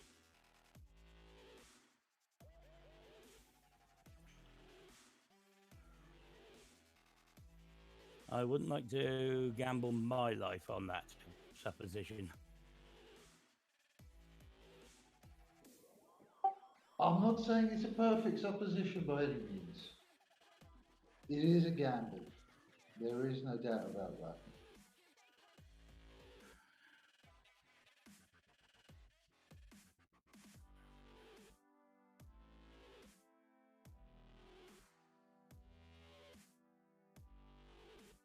Yes, right now I'm wondering which solo is closest to the tank.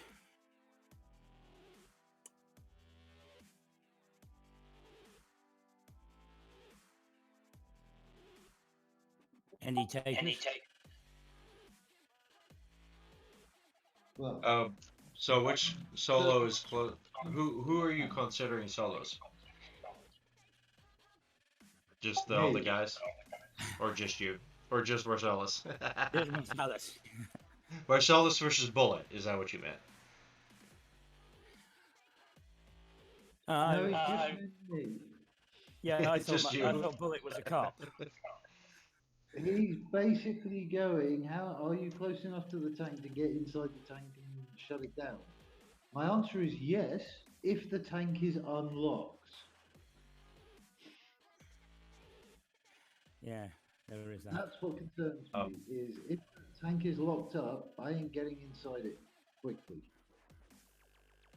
Just for the point of reference, Bullet has shown signs of being a cop, and you know that he is a retired cop. But he has also most definitely moved fast, gone first quite often. Some other things that would give you indications of his that he's a solo. And game mechanics wise, I'll tell you that he used to be a cop and now he's a solo. Game mechanics wise, say he's far, far more powerful than any of us, or all of us put together. Mm. Well, he basically gave up the cop special ability. So basically, he's a solo with some cop context. Is what it comes down to. But he does have a lot of cyberware. Without getting into his back history, he has a lot of cyberware. Yeah. A lot. So, I mean, I can try and take this tank out, absolutely. But I've got to be able to get inside it, and that's the thing that concerns me. But I can go for it, not a problem. I can just walk up and knock on the thing. Well, say, you "Need to could. talk." I mean, yeah. You never know. That's basically my plan at this point. Is knock on the tank and go, "Wait, we need to talk." No comms. Open up, and as soon as he opens up, shoot him in the head, Mm. or grab him, Because- throw him, whatever. But I've heard worse right. plans. so yeah, that's what I'm gonna do. That's what you're gonna do. Yep, gonna walk up and be like doof, doof, doof, on the thing, go, "We need to talk. No comms."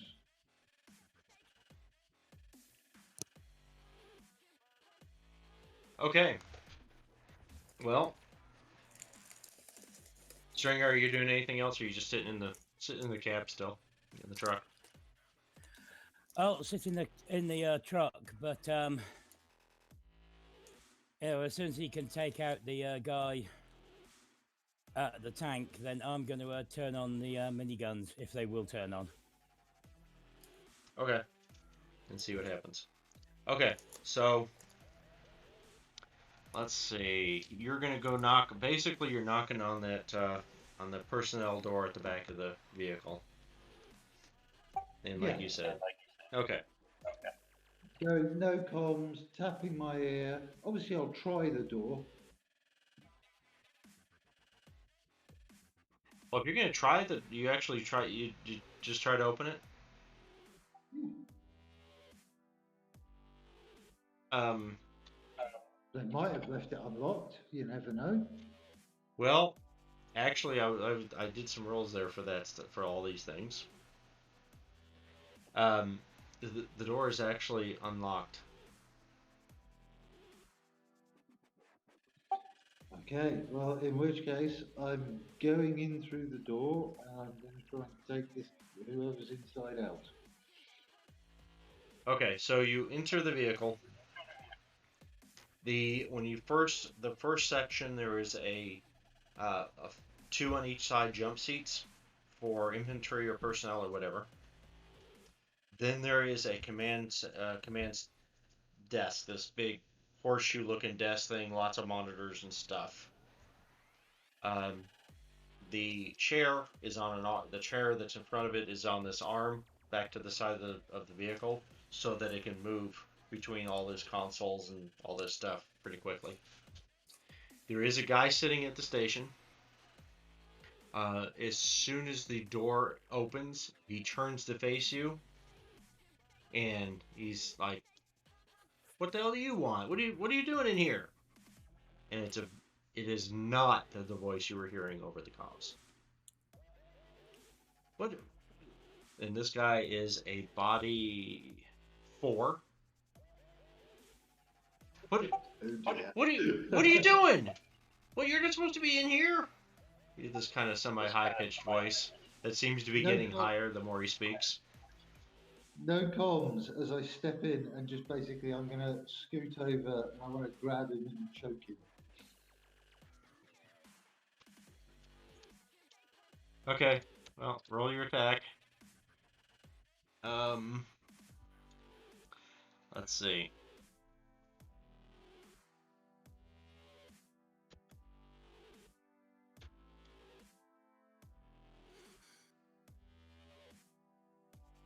Yeah, I don't think there's much chance you're not going to get him, but go for it.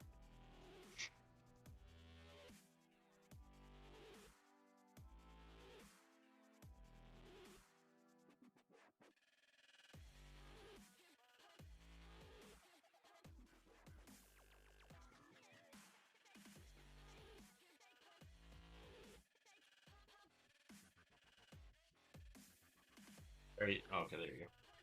All right. So yeah, most definitely. Which roll was that? Are you doing just straight going to a choke, or did you want to do a grapple or something first, or how are you doing it? That was grapple, so that I've got the grab, so that I can then move into choke.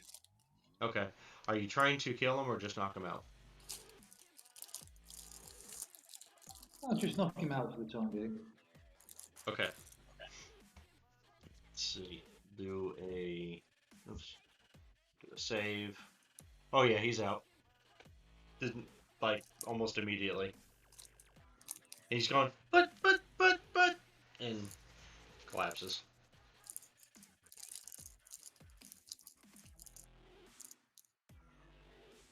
And then obviously moving forward to this guy was sort of in the command center a bit, controlling stuff. Yes.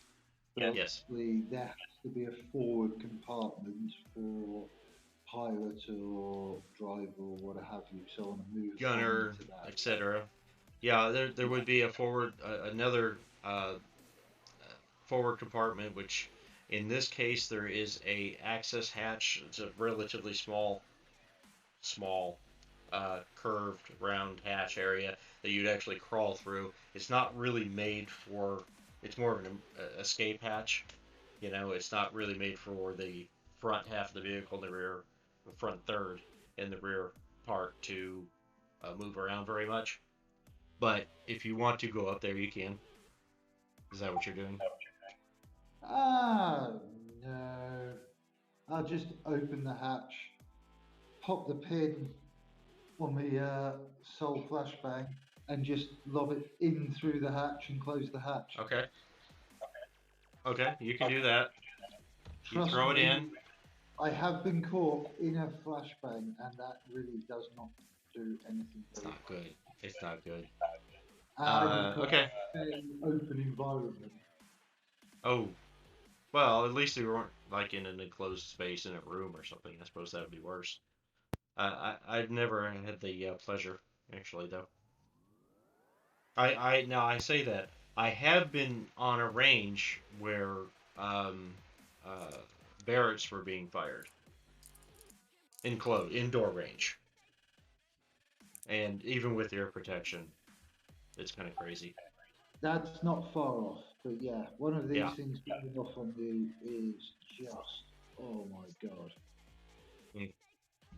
They do the job that they are described to do, huh? Oh yeah. As I said, I was in a large open area and it went off. I know people that were inside a plane fuselage when one was locked inside a plane. I actually watched the wings flap because I was outside the plane fuselage. So are you close the hatch? Are you latching a hatch? I am. Because that brought me to my next thing. You're going to latch it. Okay.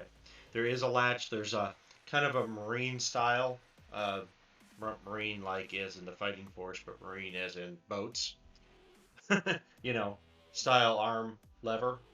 You would assume that it's on both sides, and you know what I mean. Okay, so you do that. You throw it in. You hit that. You count. There's the pop. Um, not the vehicle doesn't move much. There's a little. You can definitely tell something went off in there. It's pretty heavy vehicle.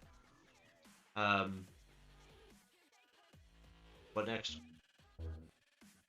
Actually, screens changed when that thing went off. Something changed up on all the screens on the control board. Have a look at the screens on the control board quickly. Okay. If you just kind of glance through them, because you hadn't looked before. There are 4 that are marked craft 1, 2, 3, 4. 4 different screens. 3 of them are completely snow. One of them is the forward view of the vehicle you're in.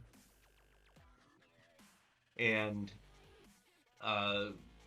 another one, there's a right below that's the main one, and then you've got other ones that show another screen that is below each of those that's half and half. Like in the one you're in, half of the screen is showing the compartment you're in, and the other half is now snow. And the other 3, both halves of each of the other 3 are all snow.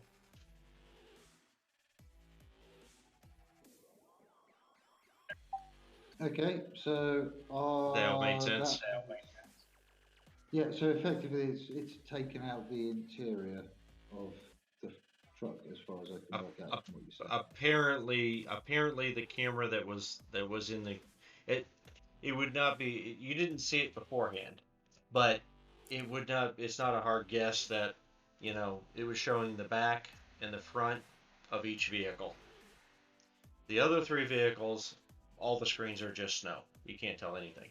This one, the back one, you can see yourself. You can see the back of this open. The doors open there, that kind of stuff. But the other half of that screen is just snow, and that's what changed. There was an image there, and now it's snow when the flashbang went off. I'm fairly convinced that's probably taken them out, but I'm still then going to go open the hatch up and just basically pull out a Malorian and then pull myself up through the hatch so that as I come out, it comes out piston first. Okay. While you're doing that, you get the hatches open. As soon as you open it, there's some smoke. There's kind of an acrid smell coming from the other compartment. And we switch back to Stringer. So Stringer, you saw Marcellus walk over to the vehicle. He kind of reached up, knocked on the back door, and then turned the handle and opened it and walked in. And 6, 8, 10 seconds later, maybe something like that, you hear very, very muffled, very muffled, and the vehicle just rocked that ever so slightly on its. Basically, it's ducted fan with the skirts and all that, so it rocked a bit, and that's it.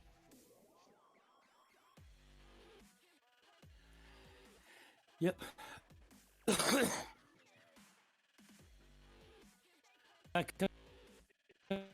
Miniguns.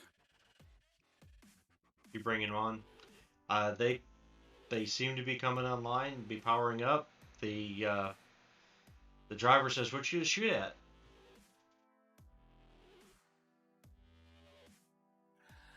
Oh, the guys from the tanks.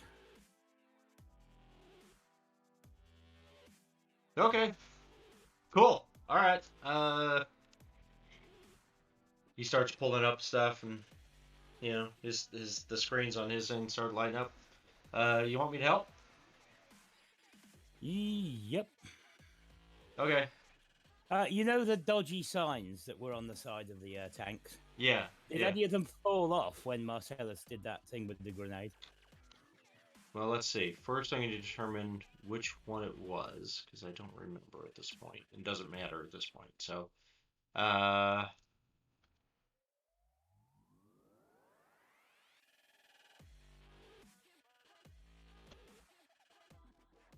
2, 3. So it was this one that had the one that's starting to peel and have problems. And it was this one that Marcellus went into and so on. So Yep. no, nothing changed. Nothing changed on the logo. Yep, I shall aim for. Is that guy on the I'll say roof? that. No, he's actually inside. Okay. Actually, I'm going to change my answer on that. I just decided to go ahead and roll it. I changed as you are watching. You were kind of taking a look at it to see if anything changed on that logo or anything. And it does start to peel, and then all of a sudden blows off completely. Old gust of wind comes up, and it just comes off completely. To reveal a different logo, Yep. a Militech logo.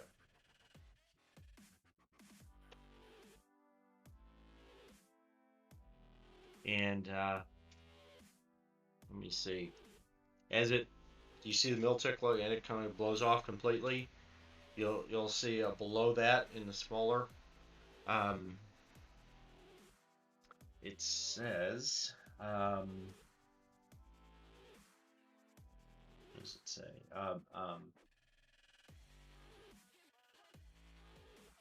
It's a Militech, so it's a Militech logo. It's obviously a Militech vehicle and everything.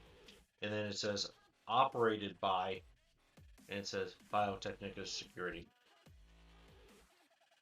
Yeah.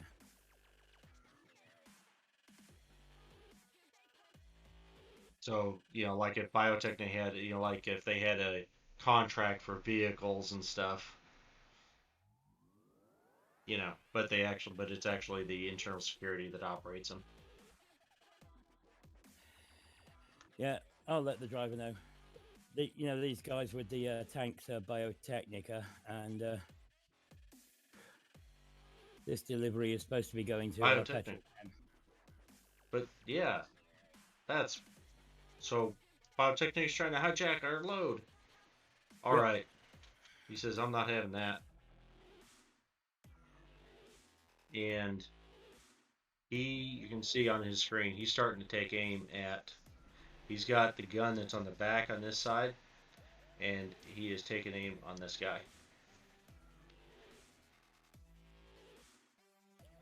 These ones.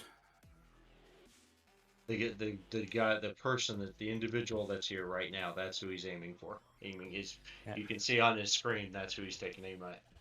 And that is the gun that's on the rear back on this side. Basically, this gun, there's 4 guns on the back on the vehicle, on each side on the front, toward the front, one each side toward the back. This one's got no line of sight on anything but the other truck. The 2 on the left, as we're seeing it, pretty much could only shoot at this tank. There's pretty much nothing else they could do. And when you told him, yes, you wanted his help, and you told him about that, he's getting upset about his load getting hijacked. So he's taking the only gun with really line of sight on it and taking aim on this dude. Since you said that you wanted to shoot the people. Yeah. The guys. Anything else? Or what else? What do you want to do? Or you can tell him you want to do it. Or something else. Whatever. Oh, I'll get out and head into the building in front. Okay. In case he doesn't see me, I'll make sure I let him know which building I'm heading into. Who? The driver. Oh, the driver. Okay, let him know what you're doing. Okay. Yeah. So you do that. There is a door. I assume this is the back of the truck where it's unloading. That's correct. It is. Yes. Yeah. And that's just so you guys are up here at the front, and I probably said that wrong. The back. It's the gun on this corner in any case that the driver's taking Yeah. control of. Okay. So you're going to get out. You're going to head toward. There is a door right there. There is a landing and stuff and door there. There's a landing. There's stairs and everything going up to the level of the building. One there and one over there. Basically, there's one in the corner, 2 bays, a door, 2 bays, and a door. So you're going to this one, you said? Yep. So you get up to the door. We're going to see if it's locked or not, and then we're going to go back to Marcellus here. Hold on just a moment. Let's see.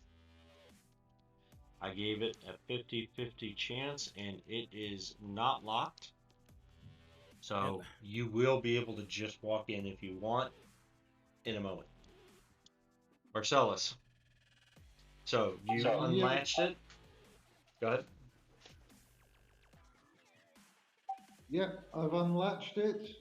I've got Malorian in hand, and basically I'm going up through the hatch with the Malorian leading. So if it's one you've got to sort of pull yourself through, it's effectively the Malorians leading, with me effectively looking down the sights of the Malorian as I come out.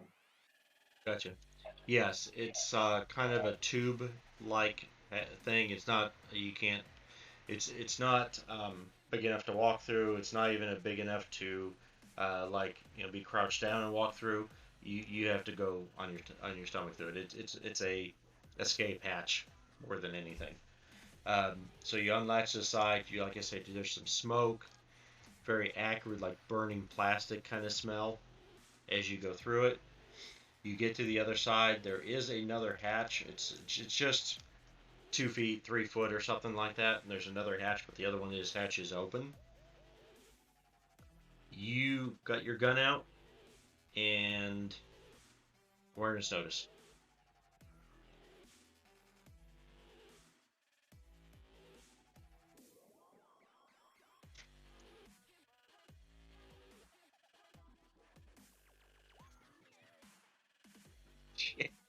Okay. You see everything. No, okay. There's nobody in it. You open this up, and there is a turret style seat that controls the main gun, presumably. There is a driver or navigator, and actually they seem to both positions seem to have all the same exact duplicated controls, but there's 2 seats there. There's some other electronic switches and stuff around the sides. This is definitely a gun control and pilot compartment. That's all this is for. But there's nobody in it. There are sparks coming from some of the controls. There's smoke coming out from one of the panels. It didn't hold, even though it was just a flashbang. It just something in here didn't hold up well to even that kind of attack, so to speak. But yeah, there's nobody in here. Some stuff is lit up. Controls are like they're lit up, like they're in use, but there's nobody in here. So. All right, then I will. Is there there's an exit presumably that I can use from within here rather than having to go back through? You can go back through. There is a hatch to the top. There's actually 2 of them just above the 2 control seats. There's actually roof hatches that you can pop one of them and exit if you want. Yeah, do that. Pop one of them. Actually, I'll give you one more point. Your awareness is so incredible. You do see, confirming that the controls are all duplicated between the 2 stations, and then there's a big lever for who is actually in control, and there is a remote pilot status light panel, whatever, and it is lit. In which case I will turn off the pilot. You get it. I'm sorry. Oh, turn off the remote pilot system, or whatever. Yep. Yep. Okay. It's very basic. There's a engage disengage button. Just whichever with the lever is all the way to the left side. So you go to the left panel on the left and hit the disengage button. The light goes out, and that's all that seems to happen. Actually, you do that. Let's see what kind of. Since you've disengaged the remote system. Okay, I'm going to call that good for you. The vehicle kind of comes down to the ground. The motor, nothing shuts off, but it does no longer hovering. Basically, you've taken off the remote auto control. So whoever's sitting here would then be in control. But there's nobody sitting there. So it comes down to the ground and sits there. Nothing else happens.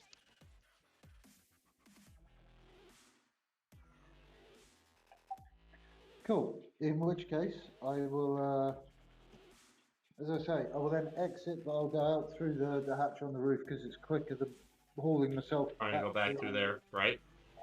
Yeah. Okay. As you're exiting, you will notice as you're exiting, the turret system seems to be resetting to a neutral position, and kind of comes down some. As you're getting out, you see Stringer. Sorry, Stringer is up by the door up here. That same landing and stuff that I don't know which one you were on, but it's okay. Anyway, he's up by the door, going about like reaching for the handle, about to open the door handle. Okay.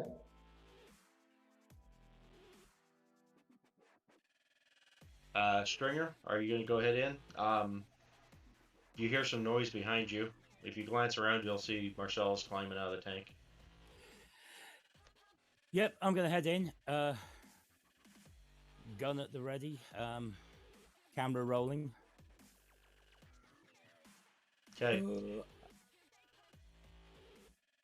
When you're going to open the door, that will be initiative, because there's 4 guys in there. The guy the person that the tech net runner that was operating the tank, you surprised him so bad there was no point in rolling initiative, and you got your attack off before you could possibly have done anything. So I wasn't worried about it there. But Stringer, you're going into the building. There's 4 guys in there that you know of. That's initiative. Yep.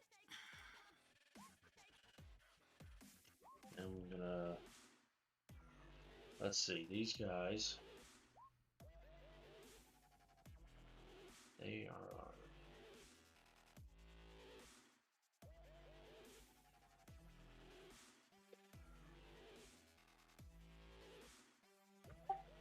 And I maintain my let's roll the lowest initiative possible.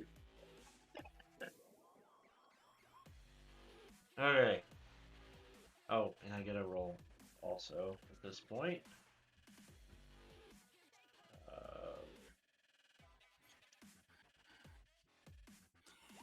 I could have rolled lower than that. Jeez. Bullet roll of 1. Luckily, that doesn't really matter other than being slow. Okay. I rolled 1 as well. Oh, you did? Yes, you did. Damn. Yeah, not the fastest movement for anybody here, apparently. Well, even the bad guys in general rolled a 2. So, yeah, no, not the fastest action round here. Okay, so, actually, I should have told you before you rolled, but that's okay. We're going to do, since they are not expecting you guys to walk in, Stringer and, well, let's see, Marcellus, you haven't climbed down from the tank or tried, were you intention to go into the building too, or what, just to give you an idea, I know it's not your turn per se, but just an idea what your intention is. Yeah, intention is that I'm going into the building. Okay. Okay. So you have an idea. So Stringer, you are going to get a +4 to your initiative because you're surprising these guys. And actually, Stringer, are you gonna try and go in stealthily, or are you trying to? Are you just busting in? I should have asked that before too. It's okay. Kicking the door down is more More the intent. Okay, theatrical.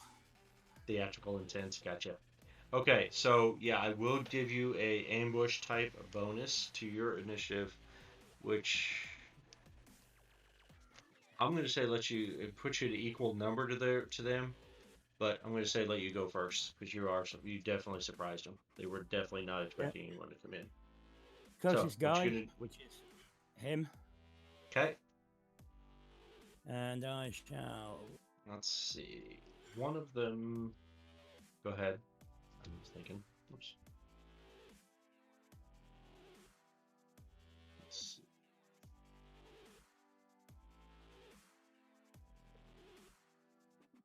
Oh, that is guy. That will be guy number 1. Okay. Damn. Okay then. Okay, just for so everyone knows, guy number 2 is wearing the ACPA style loader.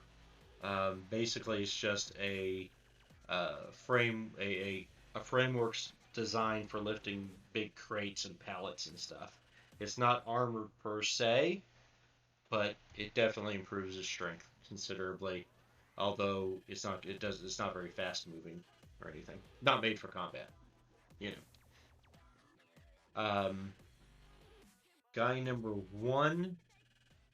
Let's see. Two of these guys. I'm sorry. I want to check who. Two of these guys are on forklifts, which is going to be the 4th guy and the 3rd guy.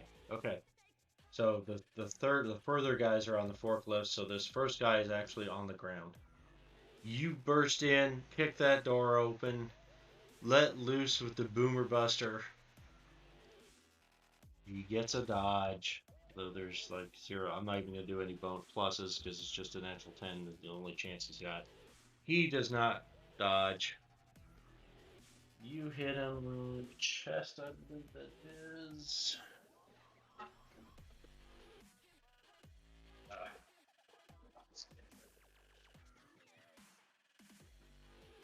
I need my sheet out anyway. Give me just a moment.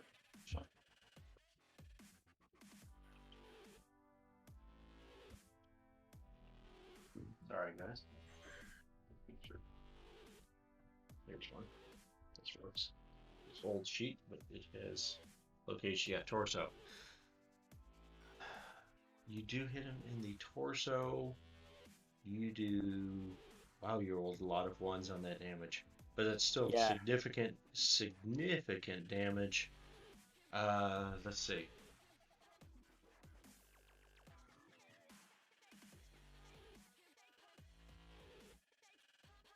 Okay, so you definitely did some knock. Oh, let's see if you knocked him down.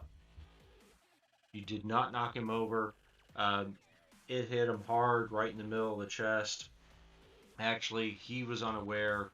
Let's see if you hit him in the back of the chest. I'm curious. 9 is going to be your preference. I'm going to say call that. Would you like to have hit him in the back or in the chest? In the chest. In the chest. He's facing you. Okay. So you hit him hard in the chest. He is knocked back a step or 2. Doesn't fall down. It knocked the wind out of him, but he is not. Doesn't seem to be collapsing or anything like that. And that is your turn. Are you taking another action this round? No, that'll do me. Well, I think I've only got the one, haven't I? Well, unless you want, it'd be a negative if you wanted to take another. Like if you wanted to try and take another shot, it'd be -3. Yep. Might as well go for it. Yeah, why not? Why not? Or what's the rate of fire on this is 1 or 4, right? Yeah. You could either fire the whole. Yeah. So you just fired 1 shot. You have the 3 more. You can take a second action, but you got the -3 to do it.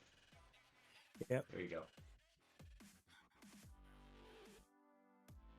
And he is no longer unaware and stuff.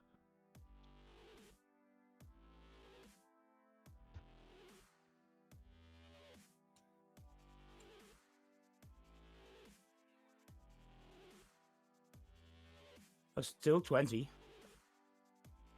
Plus 14. Okay, defender wins. You did not hit him. This time he was more ready for you to take a shot at him, and you just barely miss him. Kind of grazes his BDU some, but you don't actually don't hit him this time. Yep. Damn. That was a Anyway. headshot. That would have been pretty bad for him. Yep. Yep. Anything else? You want to try again? -6. No. No. I mean, okay. okay. I'm clutching at straw, but I don't know how to modify it for the What's that? I don't know how to modify it for either the smart or the red dot sight. Modify the. I'm sorry, I may have missed something you said. The red dot will give you the a pistol. +1 for weapon accuracy, and smart, I think. I'm not sure. Red dot gives +1 to weapon accuracy. Does it? Which and smart like is +1, I believe, as well. But is that it should be under your weapon accuracy. Well, I've just got weapon accuracy 1. Did you? Let's see. You drew it as you came in. Let me see. Walking through it here. You didn't say this one's. You don't have Livewire, right? So it doesn't automatically plug in. No. So you have to say that you're going to jack into it, unless you got either Livewire or you've got the plates. You know what I mean? The red dot sight doesn't require the sight. that. No, the site doesn't. But so this. Do you? Well, let me pull up your sheet. See how you got it. 1 second.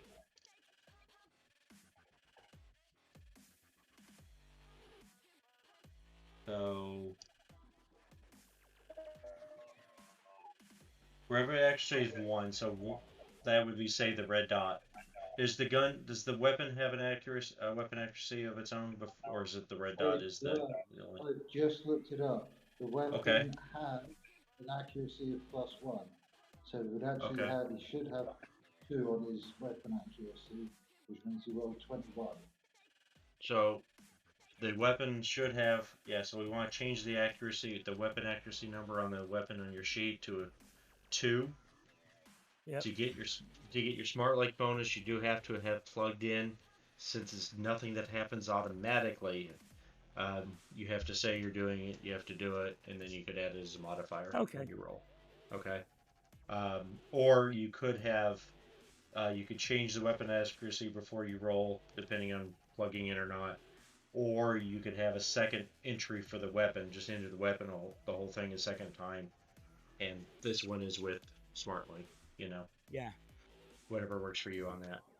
Okay, so that means you did get a 21, not a 20, which means you did hit him.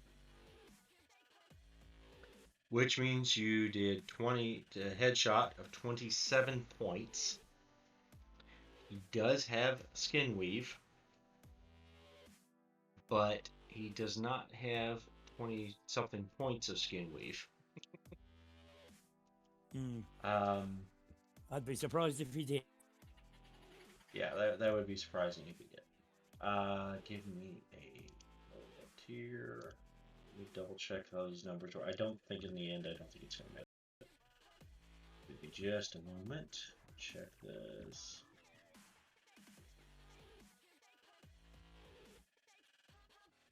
Where's that?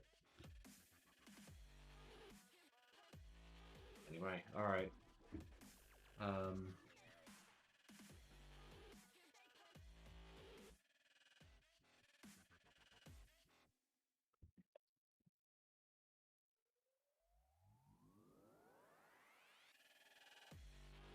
guys. Be just a second here. I'm trying to check this number.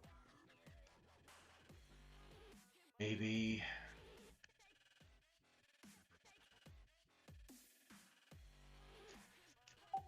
Do you have armor piercing rounds? I have DP. Dual purpose. Yeah. And what was the dual purpose? Ignore do you have the description on that offhand? Just make sure I do it right.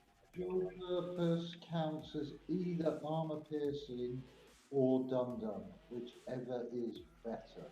So if you're hitting armor, it halves the armor, but then halves the damage after the fact. If you're hitting somewhere without armor, it does 1.5 times the damage. Okay. Well, these guys definitely have armor. They actually have skin weave, which of course you don't necessarily know that yet. But they do have skin weave, and they have their clothing is armored as well. I was trying to confirm the skin weave number. Standard skin weave is 12. Yeah, that's what I was trying to remember what the standard was. That they've got the higher. Okay. So they don't, obviously he's going to have the skin weave potentially on his head, but there's been some debate on that too. But these guys are do. So 14, so it'd be 13 less 4 would be 9, which still doubles to 18. I don't think it matters. 18, and that's 4, 12. We can put him down.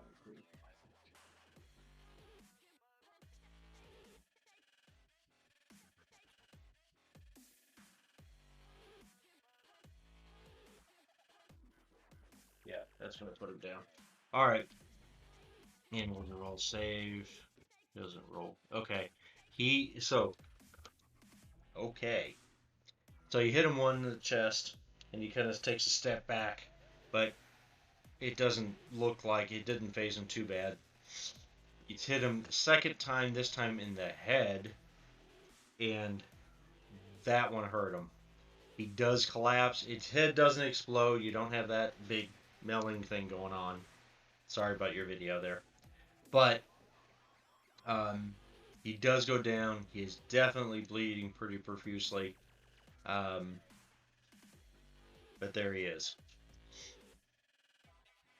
Damn. Okay. So that was the media going first.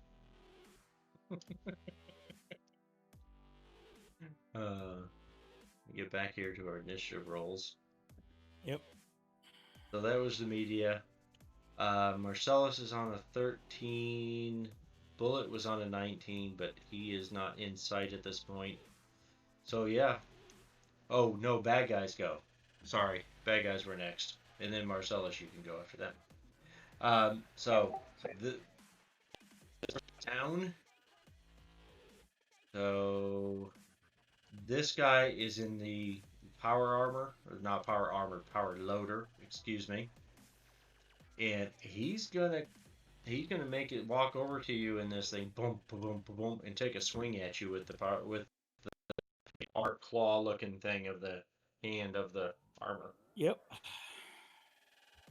And let's see, so that's going to be operating heavy machinery, but a melee attack, basically. So I want to first make sure that he can, because the thing is not made to do it at all. So, okay, good enough, you can do it. And melee attack. So roll your dodge and escape, Mr. Stringer. Yep. For this one, I think I'll put some. Ooh. I'll put 4 points of luck into it. 4? Okay.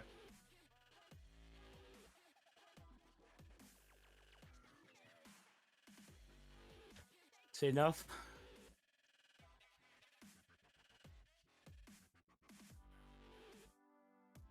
Yep. That was enough. So yes, you boom, boom, you shoot the one guy, he goes down. This other dude in this big hulking exoskeleton thing just walks up and takes a swing at you, and just at the last second you duck down a little bit and it goes right over your head. So that was his action. I'm gonna, I think you do a. Oh yeah, he's taking another. He's going at you again. But of course a -3. So you want to do your dodge and escape again. Yep.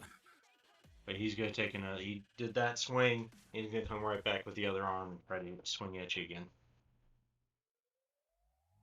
Okay. And you just does this perfect. Take a couple of steps to one side. You already ducked down for the one swing, and sidestep him. So you end up another couple steps into the building, and he ends up over here someplace, and yeah, he completely misses you again. The first one was pretty close. The second one, you dodged him quite thoroughly.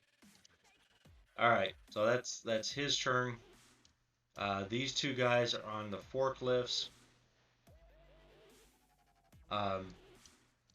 This guy is actually gonna stop his forklift, turn it to the side, and use it for cover. Jump off and use it for cover.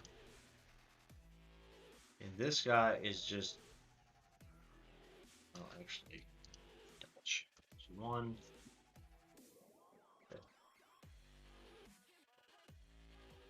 Excuse me, guys. Just a moment. I'll be right back. Pardon me.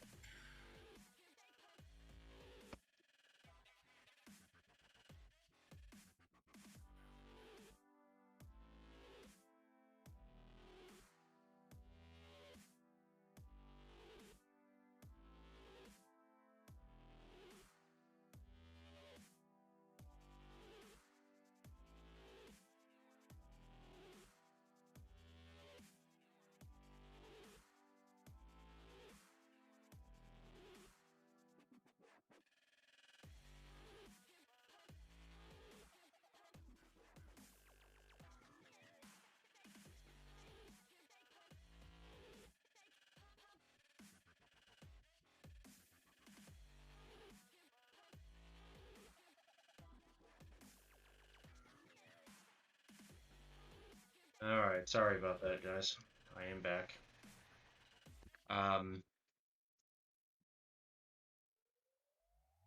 Okay. So the one guy turned his forklift to the side and jumped off, and is going to use it for cover. And this guy's, I think the other guy's going to do the same thing. So they're sitting there with their forklifts, and they're behind cover, and that's all they're doing for this round. They had to park those things, get them turned, and jump off and stuff, and draw weapons. They do both draw weapons. Marcellus, what's your movement? You're heading to the building, right? Yep, I'm gonna move into the building, do a lovely sort of dive and roll in, assess, and shoot two different people. What is your movement allowance? My movement allowance is Your run, specifically.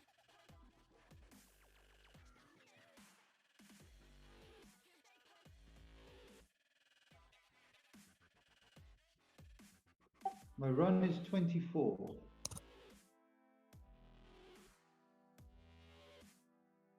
Okay. Your whole, you can run, you can I'm going to say you can just make it into the building. Any action, your next, but that's your full movement to get into the building. Okay. So, you can still take an action, you can still attack, but it's going to be a -3 for your first attack, and so on. You know. Yep, that's fine. Well, I have twin Malorians, so I can actually fire Both of them on the -3. What can I actually see in terms of targets? Okay, well, you get in the building, you get your weapons. This guy's got his back to you. He is the guy that's in this ACPA style exoskeleton loader machine. Very reminiscent of the one from the Alien movie. You can also, there's nothing really obstructing your view. There are some pallets and crates and stuff around here, but you can see that here and here, there are two guys that had just stopped their forklifts, jumped off, and at this point have drawn weapons and using their forklifts for cover. That's what you see. Okay, let's drop ACP guy. Okay.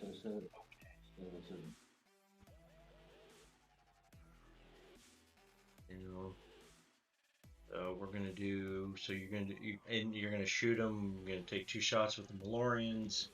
You have ambidexterity or something in some manner. I do. I have an ambidexterity check. That's right. We talked about that before. I just want to double check. So yeah, you got your -3. Don't get the negative for the second one. Take your shots. And let's see this guy. Oh, that is not a Malorian. You're right. Let me get the right one. I hit the wrong button.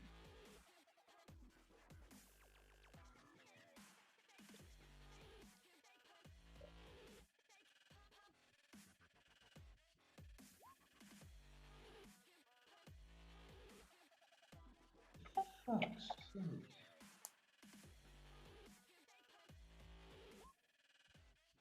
So that is his first dodge. That's his second dodge.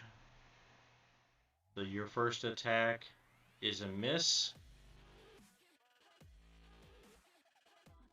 Oh, you rolled a 1 in that first attack.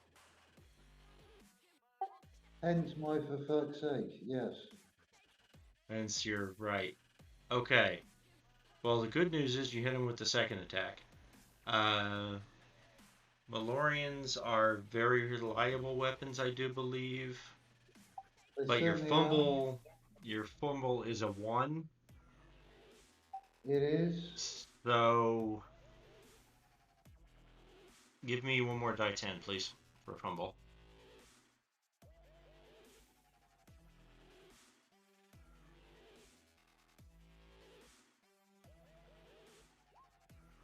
Okay. So the one, whichever one it is, left or right hand, whichever one you fired first, jams and is going to take a full round of your full attention to clear it. But okay. But is not broken.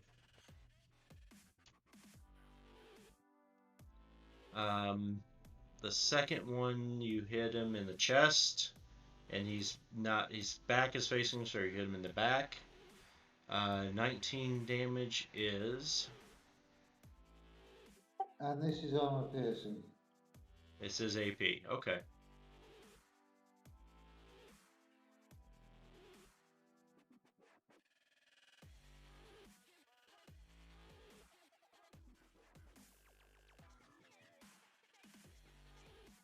Okay, so that is barely enough to drop him down a level.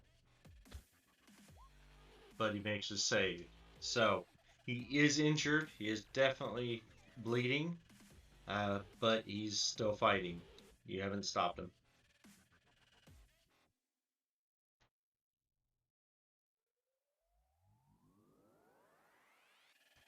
Are you going to try to do anything else? No, that's me done. That's it? Okay, so initiative rolls.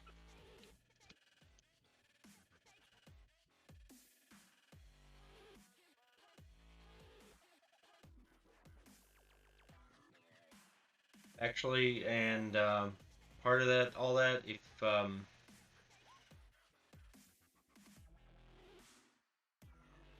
Let's see. I don't think you even need awareness. Marcellus, you will, as you're busting the door, you're doing all this, as you were jumping off the tank and running into the door, in the distance, you saw a tall figure in a heavy armored trench coat with gleaming silver legs. Well, no, they're not because he's wearing pants, but anyway, running very fast towards you. But you'll recognize him, it's Bullet.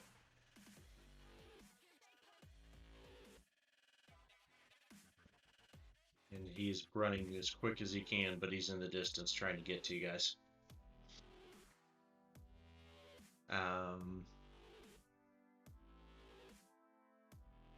So we got string. Oh, actually, I need to do.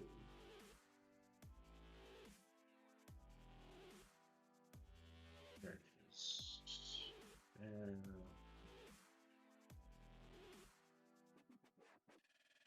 All right.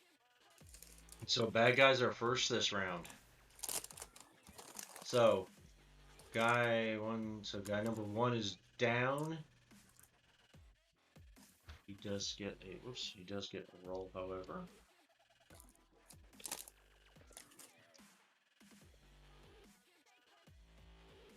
Okay. Guy number two is going to take a swing at Stringer again.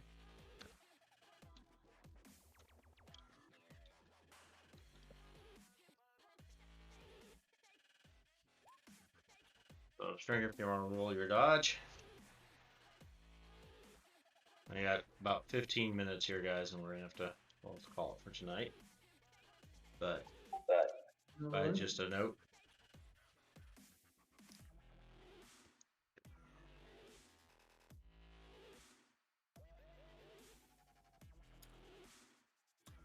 Yep, I'll use 4 luck again. 4 luck again? Okay. So he misses you merrily again. And again, he is going to be taking a second try. Here, just a second.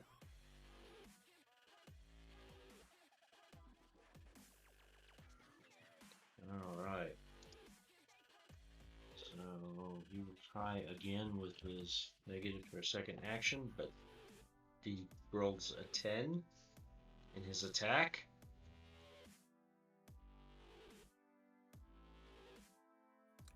Yeah.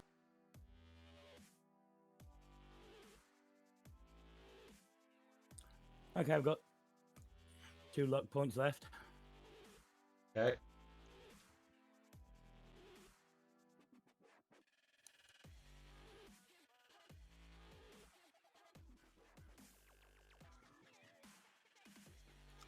He catches you with it. Yep. Yep. So we'll do an area. Do you believe that's torso? Yep, torso. He's gonna hit you in the chest. What kind of armor you got in the chest? 15. 15. Okay.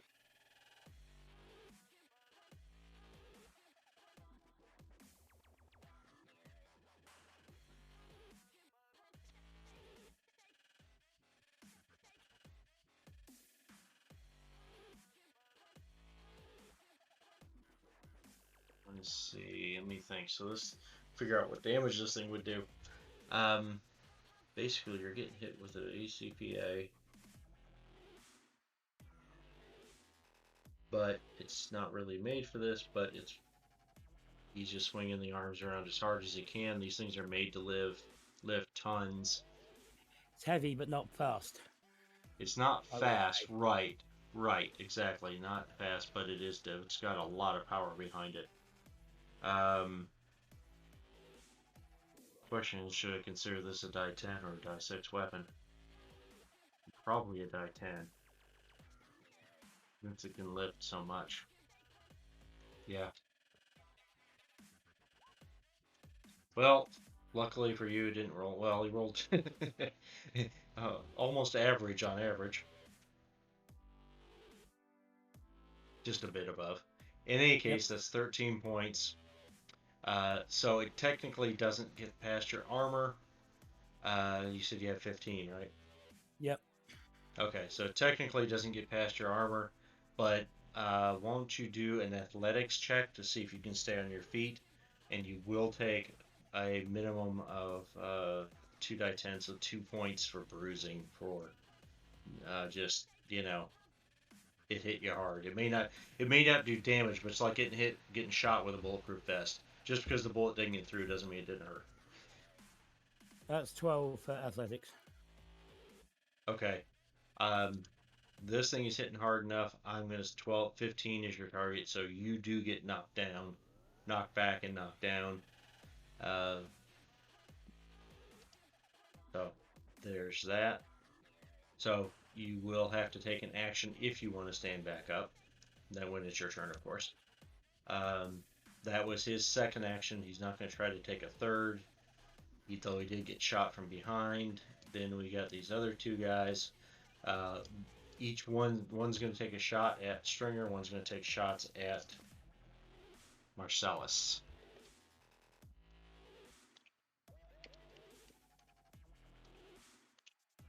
So each of you will need another dodge and escape. This is going to be Stringer and Marcellus. Oh, damn.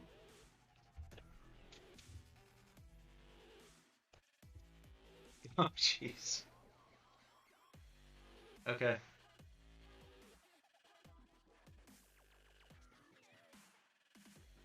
Well, sorry guys, you both got hit. Stringer in the leg. Left leg.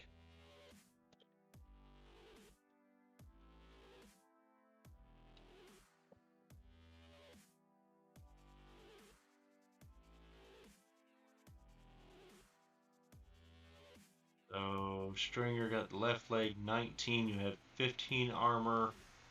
Of course, it's going to get reduced by 1 because it got through. That's 4. What's your BTM?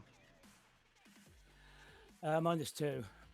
-2. That's so you got 2 points there that you take, and you just got shot. Yep.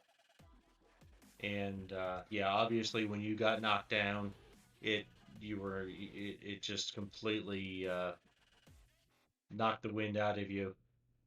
You had no chance of dodging dodging the bullet, so to speak. Marcellus, you also get hit in the left leg. Left leg, did I say? Yeah, left leg. You also get hit in the left leg for 15 points. What kind of armor you got? I have 16 armor in my left leg. 16? Yep. Okay. So, again, it does not get through your armor. It didn't get through the armor at all, so you don't take anything on that one. But you got shot, and it hurts in the leg. So that is those guys. Let's see, Stringer went. Did you go? Sorry, they went. I don't know. Sorry, guys. Should have used the initiative tracker. One moment.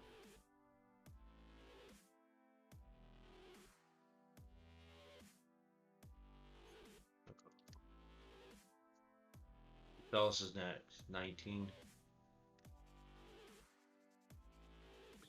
Yep. So Yeah. So yeah. Marcellus is next. Bullet isn't in the building yet. I'm going to take another shot guy in his exoskeleton and then move to get behind the cover of some pallets. Okay. You can do that.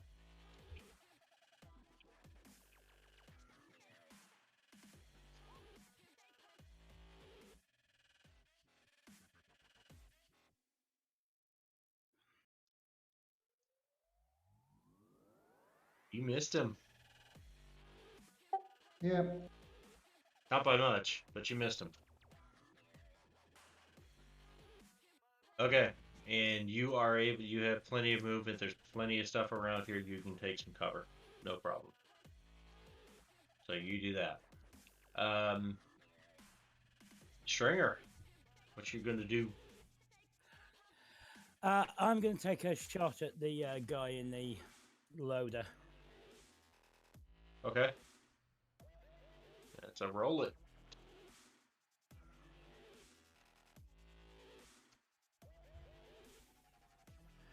Well, I'll You take hit that. him. 21 to hit. Yeah. Yeah, And you 25 got him. damage. There's still 2 ones. Yeah. God.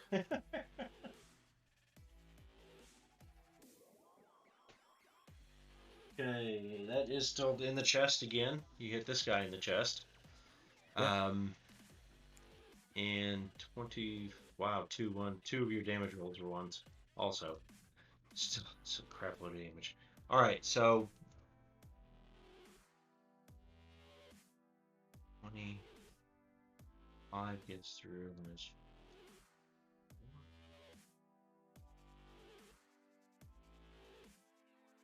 all right, yep, you definitely shot him. You do see that there is a trickle of blood, but he is not going down still. Yep. And that's you guys. And as you take your shots, bullet comes burst. So you, let's see, Marcellus, I'm going to move you over there just a little bit from the doorway. You got some cover over here someplace, okay? Yep. Bullet. Where is my bullet icon? Token, rather. That it? Yeah, that's it. Okay. Bullet comes running up into the door.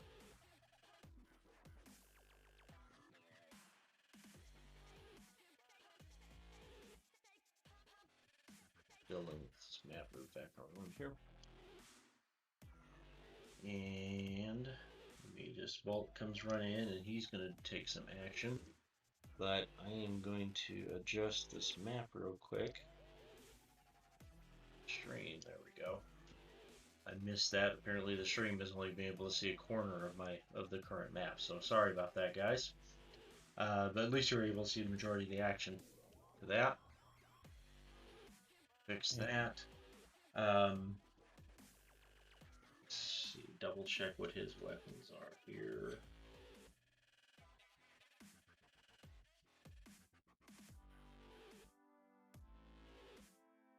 I've just realised that a thing up the top does actually allow us to zoom in on the map.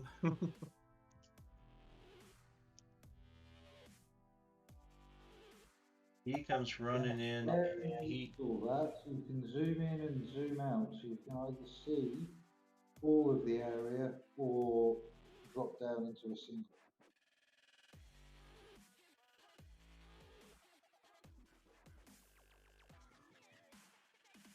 So he comes in. He has let's see, 2 44 Magnum Smith & Wesson revolvers, one in each hand. And he is going to take a shot at... Yeah, let's see. This is the closest guy, and he's right there. So he's going to take a shot at each of them, or excuse me, with each weapon on the guy in the loader. There's one. His second shot.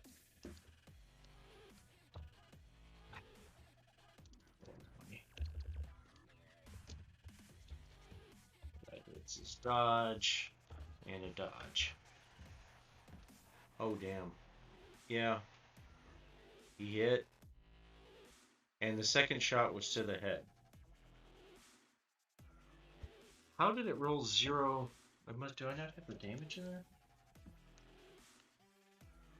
Well, no, that's because I don't have the damage listed for the weapon. That would be the problem. Yeah. Okay, let me look up the damage for the 44 real quick.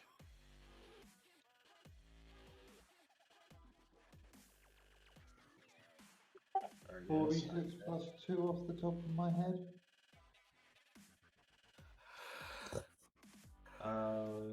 The Smith & Wesson hand cannon, is that the one he had? Just says 44 mag. Or just 4d6, it looks like. Depending on rounds, of course, I guess, but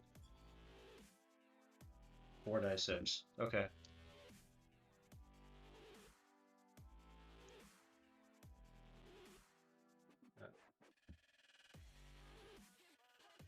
I thought he had. I'm sorry, guys. Give me just a moment. I thought he had a heavier weapon than that. That's what he's throwing. That's what he's got. But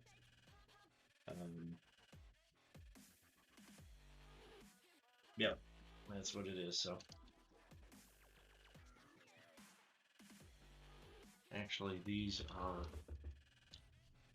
What do we do? These are modified.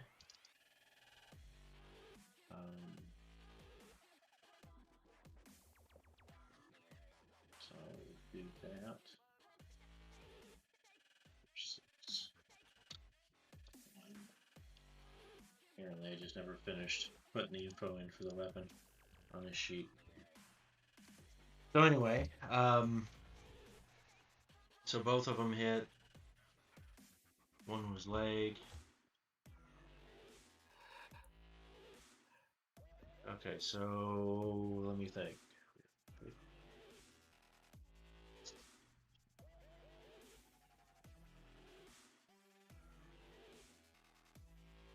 Okay.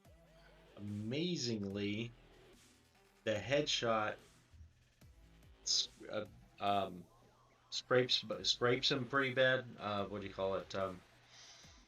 But doesn't actually go through. It just goes along his head, causes a bad scrape, but nothing else. Well, it's oddly enough, it just didn't do enough damage. The other one, he now drops down a level, but he makes his. This guy's tough. So the bullet comes in, boom with the 44, hits him in the leg, boom with the 44, hits him in the head, and this guy just keeps going. He is taking damage, he is bleeding, but he is still up. So that's what he can do. Initiative is turn. Initiative time. Damn.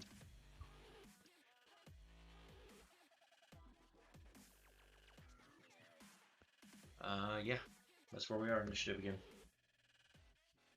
again. And just a couple minutes more. We're gonna try to see if we can get this guy down. Take this one guy down at least, and then we'll have to end for today. Okay.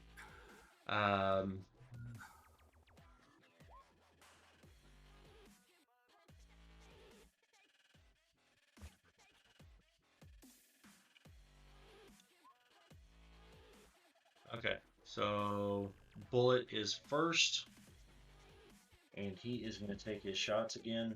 Do the same thing again.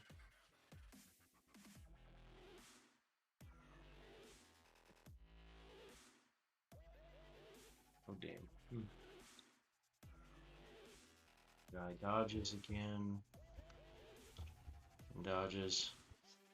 He gets hit in the head again. And in the leg again.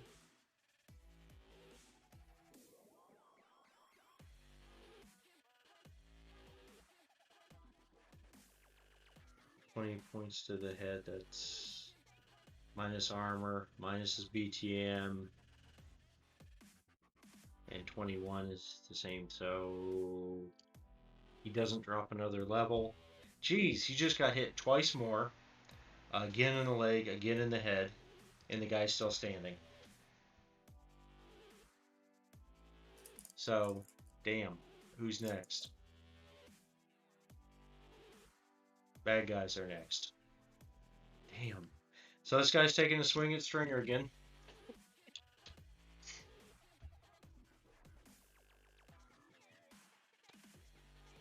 He really doesn't like you, Stringer. You're still standing right in front of him. He's going to swing his big claws at you twice again.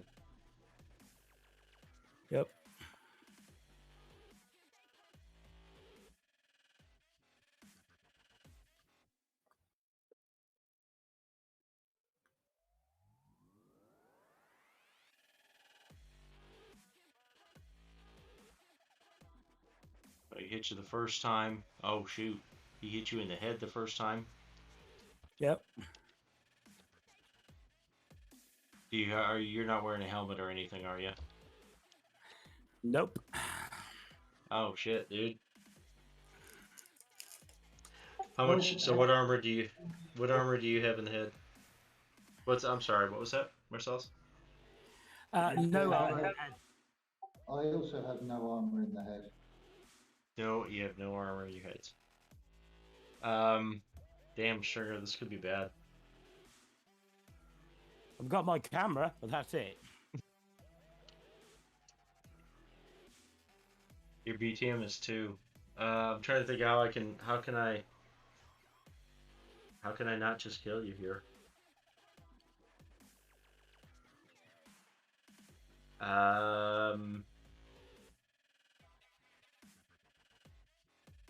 You have lots of armor everywhere else, but you don't have a helmet, you don't have skin weave, you don't have anything, right? Nope.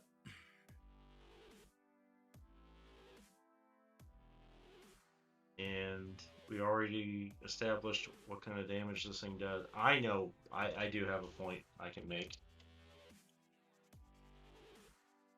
They've been running this thing. I am going to give it a chance that it's running low on power.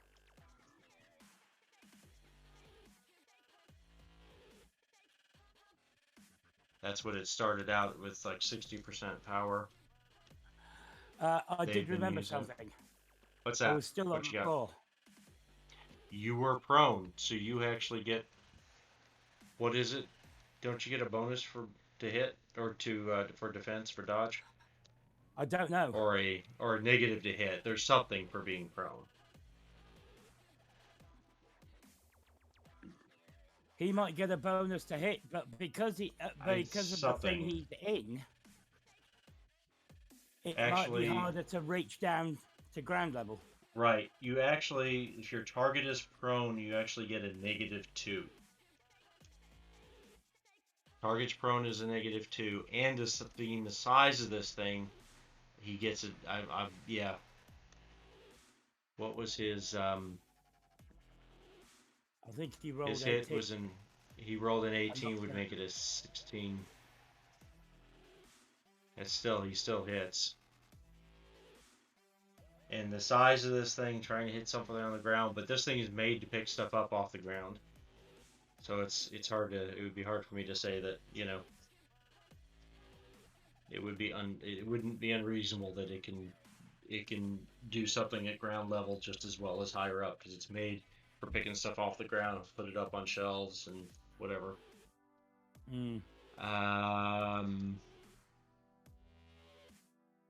Okay, so my thought was... But it's also going to make it a bit more difficult to hit my head.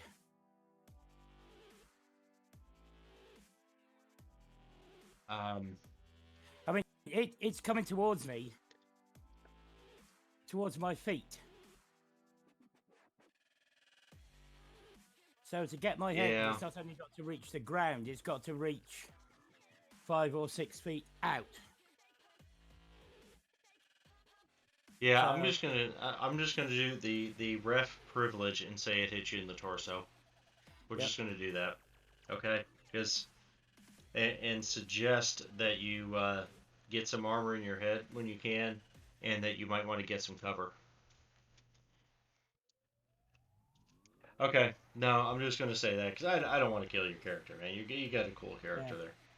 So, and we're doing open rolls and all that, but I'm just gonna use my privilege and say that it didn't hit you in the head, it hit you in the chest. Yeah, I do actually intend to for combat scenes, modify the camera thing so it can be worn with the helmet, but I haven't got around to doing it. Well, so in this case, 15 to your chest, you have 15 armor, so it doesn't get through your armor, but again, it's really big, it hits really hard. You do take two bruising. And it's time. I'm not going to be able to stay long enough to finish combat on this one, so we're gonna Yep. have to leave it here, guys. So Stringer, you are getting your ass kicked. Sorry, Marcellus, go ahead. I just said no worries. Oh, okay, good, very good, thank you. Um, you, Marcellus, I believe Marcellus was next. Will be next. That's the rest of the bad guys. Oh, rest of the bad guys. Yep. Other two bad guys got to go yet. Marcellus goes, and we'll get, and that's it. That would be the end of this round. But we're gonna have to call it for now. I've got to run. So thank you guys. I was hoping we'd get through this that you guys would pick up on it, that those tanks were all remote controlled the whole time. I was hoping you guys would figure that out earlier, but I guess I didn't do enough to clue you in on that. But uh, but that's okay. It's all for this time. Next week, we'll get this finished out and we'll go from there. Thank you guys. I'm sorry I got to run pretty quick this time though. And Yeah, no worries. Cheers. thank you guys. I appreciate it. I'll see you next week.